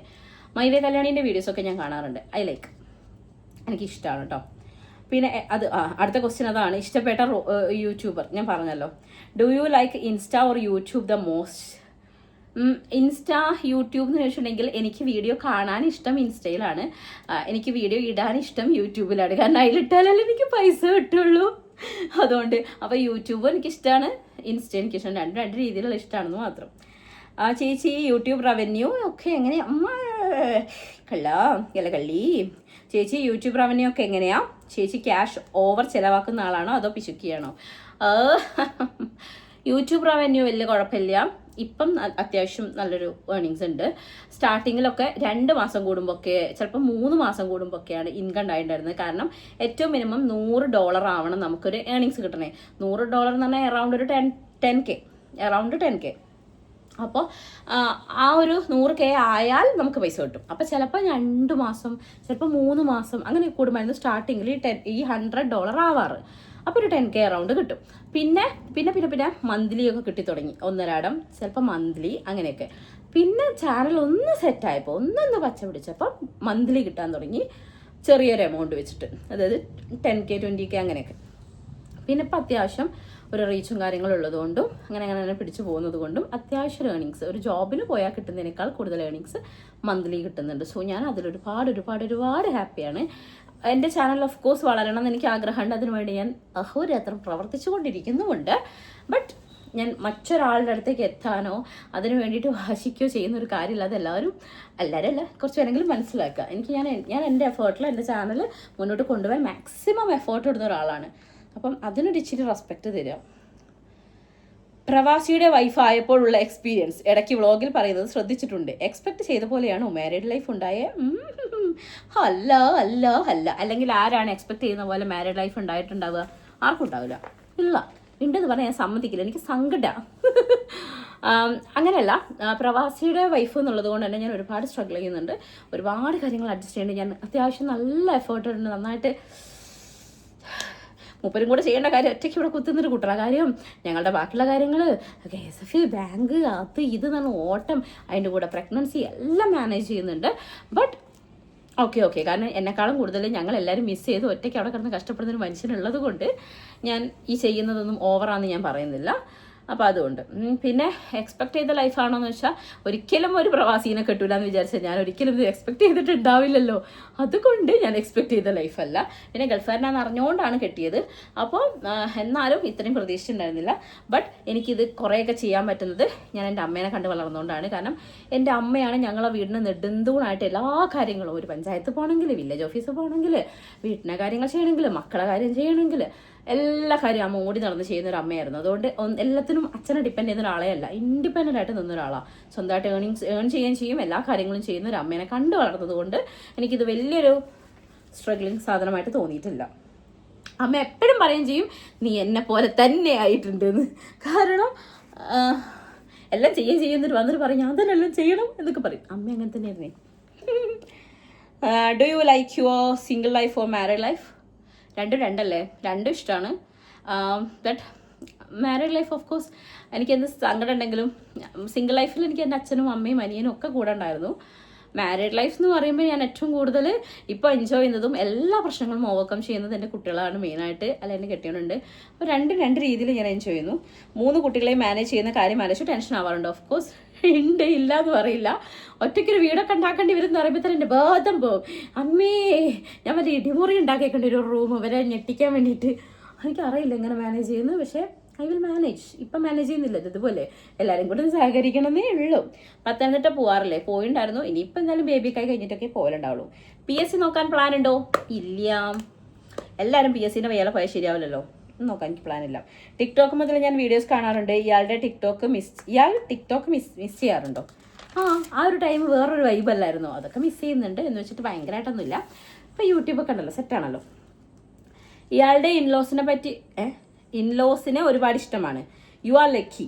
വിവാഹത്തിന് മുൻപേ ഇവിടുത്തെ വീട്ടുകാരുമായി നല്ല കമ്പനി ആയിരുന്നോ? Nice question. എൻ്റെ ഇൻലോസ് ഓഫ് കോഴ്സ് നല്ല ഇൻലോസ് ആണ്. അത് ഞാൻ കമൻറ്റ് ബോക്സ് കാണുമ്പോൾ കൂടുതൽ മനസ്സിലാക്കാറ്. കാരണം നമുക്ക് ഉണ്ടാകുമ്പോൾ നമുക്ക് അതിൻ്റെ വില അറിയില്ല. ബാക്കിയുള്ളവർക്ക് ഇതൊന്നും ഇല്ലയെന്ന് കാണുമ്പോഴാണ് അപ്പം നമുക്ക് ഇതുണ്ടല്ലേ എന്ന് മനസ്സിലാവുക. ഓക്കെ, അതുകൊണ്ട് ഇൻലോസുമായിട്ട് കല്യാണത്തിന് മുന്നേ ഭയങ്കര കമ്പനി ആയിരുന്നു വെച്ചാൽ ഞങ്ങൾ കല്യാണത്തിന് മുന്നേ കല്യാണം ആർക്കും ഇഷ്ടമല്ലായിരുന്നു. സത്യമായിട്ട് ഞങ്ങൾ ഇൻ്റർകാസ്റ്റ് മാരേജ് ആണ്. പിന്നെ കുറച്ച് ഇതിനോടൊക്കെ താല്പര്യമില്ലാത്ത റിലേറ്റീവ്സും കാര്യങ്ങളൊക്കെ ഉണ്ടായിരുന്നു. പക്ഷെ ഇപ്പം എല്ലാം ഓക്കെയാണ് കേട്ടോ. പക്ഷെ ആ സമയത്ത് അങ്ങനെ ആയിരുന്നു. അതുകൊണ്ട് എൻ്റെ അമ്മയായിട്ട് ഞാൻ അധികം കമ്പനി അല്ലായിരുന്നു. അച്ഛനുമായിട്ട് കുറച്ച് കമ്പനിയായിരുന്നു. അച്ഛനെ ഞാൻ എന്താ പറയുക, നിശ്ചയമൊക്കെ ആയതിനു ശേഷം അച്ഛനായിട്ടാണ് കൂടുതൽ കമ്പനി. അമ്മേനെ ഞാൻ അച്ഛനെ വിളിക്കുമ്പോൾ അമ്മേനോട് സംസാരിക്കുന്നില്ലത്. അമ്മയായിട്ട് അത്ര ക്ലോസ് അല്ലായിരുന്നു. അച്ഛനായിട്ട് ഭയങ്കര ക്ലോസ് ആയിരുന്നു. അച്ഛൻ പെൺകുട്ടികളെ ഭയങ്കര ഇഷ്ടമാണ്, ആൺകുട്ടികളുള്ളതുകൊണ്ട് അങ്ങനെ. അപ്പോൾ അച്ഛനായിട്ടാണ് കൂടുതൽ കമ്പനി ഉണ്ടായിരുന്നത്. കല്യാണത്തിന് മുന്നേ, നിശ്ചയം കഴിഞ്ഞതിന് ശേഷമാണ് ഞങ്ങൾ കമ്പനി ആയത്. അല്ലാതെ ഞങ്ങൾ പ്രേമിച്ച് നടക്കുമ്പോഴേ ഇവിടെ എല്ലാവരുമായിട്ട് കമ്പനിയൊന്നും അല്ലായിരുന്നു. ഓക്കെ, പിന്നെയാണ് കല്യാണം കഴിഞ്ഞ് വന്നതിന് ശേഷമാണ് എല്ലാം സെറ്റായത്. ബട്ട് ഇൻലോസ് എന്ന് പറയുമ്പോൾ എൻ്റെ ചെക്കനെയും കൂട്ടണമല്ലോ, കട്ടനെയും കൂട്ടണമല്ലോ. കട്ടൻ ഞാനും ചങ്കും കയറിലായിരുന്നു. ഞങ്ങൾ ബ്രേക്കപ്പ് ആയിട്ട് വീണ്ടും പാച്ചപ്പ് ആവാൻ തന്നെ കാരണം ആ ജന്തുവാണ്. അങ്ങനെ. അപ്പോൾ ഇൻലോസ് എന്ന് പറയുമ്പോൾ അവരൊക്കെ ആയിട്ട് നല്ല കമ്പനിയായിരുന്നു. കസിൻസ് എല്ലാവരുമായിട്ടൊന്നും കമ്പനി ആയിരുന്നില്ല. ഇവരുടെ ബോയ്സ് ഗ്യാങ് ഉണ്ടായിരുന്നു കസിൻസിൻ്റെ, അവരുമായിട്ട് നല്ല കമ്പനിയായിരുന്നു. അശ്വിനീനെ ഇടയ്ക്ക് കാണും, അത്ര. കല്യാണ ചേച്ചിയുമായുള്ള കോംബോ എങ്ങനെയാണ്? ഓഫ് കോഴ്സ് നല്ലതാണ്. കാരണം എനിക്കൊരു സിസ്റ്റർ ഇല്ലാത്തതിൻ്റെ സങ്കടം പലപ്പോഴും അവൾ തീർത്തരാറുണ്ട്. എന്ന് വെച്ചിട്ട് എന്താ പറയുക, ഞാനുള്ള എൻറ്റയർലി ഡിഫറെൻറ്റ് ക്യാരക്ടേഴ്സാണ്. ഭയങ്കര ഡിഫറെൻ്റാണ്. ഞാൻ അത്ര ബോൾഡല്ല, അവൾ അത്യാവശ്യം നല്ല ബോൾഡാണ്. ഞാൻ നന്നായി സംസാരിക്കുക, അവൾ അധികം സംസാരിക്കില്ല. അങ്ങനെ എൻറ്റയർലി ഡിഫറെൻ്റ് ആയിട്ടുള്ള ക്യാരക്ടേഴ്സാണ്. ബട്ട് ഞങ്ങൾ അങ്ങനെയുള്ളവരാണല്ലോ. ഈക്വൽ ആൻഡ് ഓപ്പോസിറ്റ് എന്താ പറയുക, എന്തോ സാധനം തലമേലെ കണക്ഷൻ ഉണ്ടാവുക. ഈക്വൽ ആൻഡ് ഓപ്പോസിറ്റ് റിയാക്ഷൻ അല്ലല്ലോ, നെഗറ്റീവും പോസിറ്റീവും അല്ലേ തമ്മിലൊരു കണക്ഷൻ ഉണ്ടാവുക. അതാണ് ഉദ്ദേശിച്ചത്.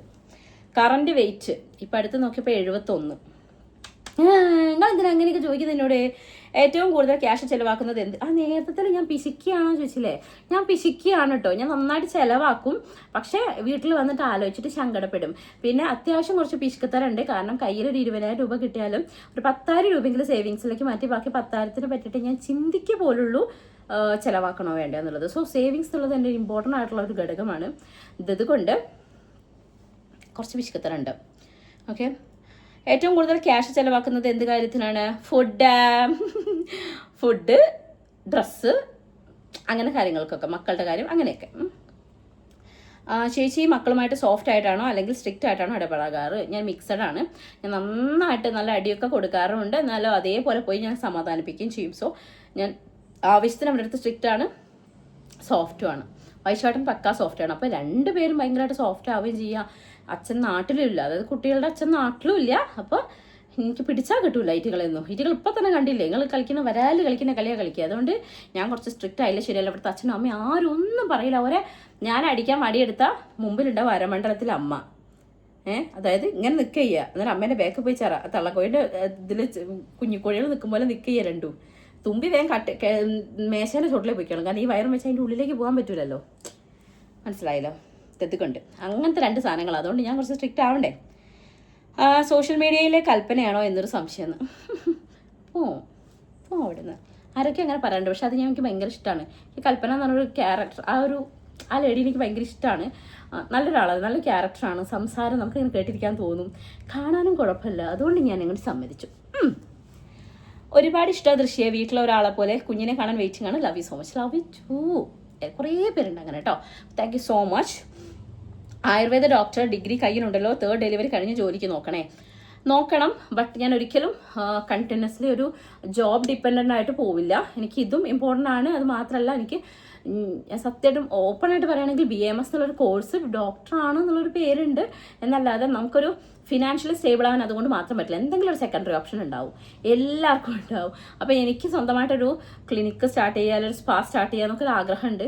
അല്ലെങ്കിൽ എവിടെയെങ്കിലും കൺസൾട്ടിങ്ങിന് വീക്ക്ലി 2 എങ്കിലും പോവുക എന്നുള്ളതുണ്ട്. അങ്ങനെയൊക്കെ ഉള്ളൂ. അല്ലാതെ കണ്ടിന്യൂസ് 7 days വർക്കിംഗ് അങ്ങനെ ഞാൻ നോക്കുന്നില്ല. ഒരു 2 days 3 days കൺസൾട്ടിങ്ങിന് ഇരിക്കുക എന്നുള്ളൊരു പ്ലാൻ എനിക്കുണ്ട്.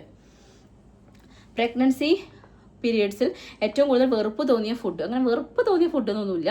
സ്വാഭാവികമായിട്ടും സാലഡ് എനിക്കിഷ്ടമല്ല. പക്ഷേ ഷുഗർ ഉള്ളതുകൊണ്ട് സാലഡ് ഞാൻ നിവൃത്തികെട്ട് കഴിക്കുന്നുണ്ട്. അതെനിക്ക് വെറുപ്പൊന്നും ഒരിക്കലും ഭക്ഷണത്തിനോട് നമുക്ക് പറയാൻ പാടില്ലല്ലോ. അതുകൊണ്ട് ചെറിയ ഇഷ്ടക്കേടും. ചേച്ചി കരിയർ ബ്രേക്ക് വന്നിട്ട് എപ്പോഴെങ്കിലും ഡിപ്രസ്ഡ് ആയിട്ടുണ്ടോ? ഓഫ് കോഴ്സ് ഇല്ല. ബിക്കോസ് എനിക്ക് കരിയർ ബ്രേക്ക് വന്നിട്ടുണ്ടെങ്കിലും ആ സമയത്തൊക്കെ ഞാൻ ഏൺ ചെയ്തുകൊണ്ടിരുന്ന ഒരാളാണ്. സോ എൻ്റെ കയ്യിൽ ക്യാഷ് ഇല്ലല്ലോ എന്ന് ആലോചിച്ചിട്ട് ടെൻഷൻ അടിക്കേണ്ട ഒരു ടൈം വരാത്തത് കൊണ്ട് ഓവർ ഡിപ്രസ്ഡ് ആയിട്ടില്ല. ബട്ട് ഹൗസ് ഏജൻസി അല്ലൂനെ പ്രഗ്നൻ്റ് ആയ സമയത്ത് ഒരു ബ്രേക്ക് വന്നപ്പോൾ അത് അപ്പം തന്നെ തീർത്താൽ മതിയായിരുന്നു, അങ്ങനെ ഒരു ചിന്ത എനിക്ക് വന്നിട്ടുണ്ട്. അല്ലാതെ ഡിപ്രഷൻ ലെവലിലേക്കൊന്നും പോകേണ്ടി വന്നിട്ടില്ല. അപ്പം നമ്മൾ വന്നിട്ടുള്ള ഒരുവിധ ക്വസ്റ്റ്യൻസിനൊക്കെ ഞാൻ റിപ്ലൈ കൊടുത്തിട്ടുണ്ട്. അതല്ലാത്ത കുറച്ച് ക്വസ്റ്റ്യൻസിന് ഞാൻ റിപ്ലൈ തന്നിട്ടില്ല. അത് നിങ്ങളോടുള്ള ഇഷ്ടക്കുറവോ കാര്യങ്ങളോ കൊണ്ടല്ല. അത്തരം ചോദ്യങ്ങൾക്ക് ഇപ്പം ഞാൻ റിപ്ലൈ തന്നിട്ടുണ്ടെങ്കിൽ അത് പലരുടെയും മാനസികാവസ്ഥയെ പല രീതിയിൽ ബാധിക്കും, ഇൻക്ലൂഡിങ് മീ, എൻ്റെയും. അപ്പം നമുക്ക് സമാധാനപരമായിട്ടുള്ളൊരു അന്തരീക്ഷമാണ് വേണ്ടത്, അല്ലേ? അപ്പോൾ അതുകൊണ്ട് തന്നെ ഇപ്പോൾ പ്രഗ്നൻ്റ് ആണ്. അപ്പോൾ അങ്ങനത്തെ ആവശ്യമില്ലാത്ത കാര്യങ്ങളിലേക്കൊന്നും വെറുതെ ഇങ്ങനെ വലിച്ചയക്കരുത് എന്നുള്ളത് കൊണ്ട് അത്തരം ക്വസ്റ്റ്യൻസ് കണ്ടിട്ടും കാണാത്ത പോലെ മുന്നോട്ട് പോയിട്ടുണ്ട്. അപ്പോൾ അതുകൊണ്ട് ആരുടെയെങ്കിലും ക്വസ്റ്റ്യന് റിപ്ലൈ തന്നിട്ടില്ലെന്നുണ്ടെങ്കിൽ ഐ ആം ദ സോറി, എനിക്ക് വേറെ നിവൃത്തിയില്ലാത്തത് കൊണ്ട് തന്നെ. ഓക്കെ, അപ്പോൾ നമ്മുടെ Q&A ഞാൻ ഇങ്ങനെയൊക്കെ സെറ്റാക്കിയിട്ടുണ്ട്. തൊണ്ടായത് എനിക്കിന്ന് മക്കളെ എത്ര നേരായുമ്പോഴല്ലേ. അപ്പോൾ കേട്ട് നിന്ന് നിങ്ങളുടെ ചെവി എന്തെങ്കിലും ആവുന്നുണ്ടോ? പറഞ്ഞിട്ട് എന്നെ തൊണ്ട എന്താവുന്നു. നിങ്ങളും റെസ്റ്റ് എടുത്തോളൂ, ഞാനും റെസ്റ്റ് എടുക്കട്ടെ. അപ്പോൾ നമ്മുടെ Q&A സെക്ഷൻ ഇതോടുകൂടി അവസാനിച്ചിരിക്കുകയാണ്. അപ്പോൾ അടുത്ത വീഡിയോയിൽ കാണുന്നവരെ tata bye bye, see you, by.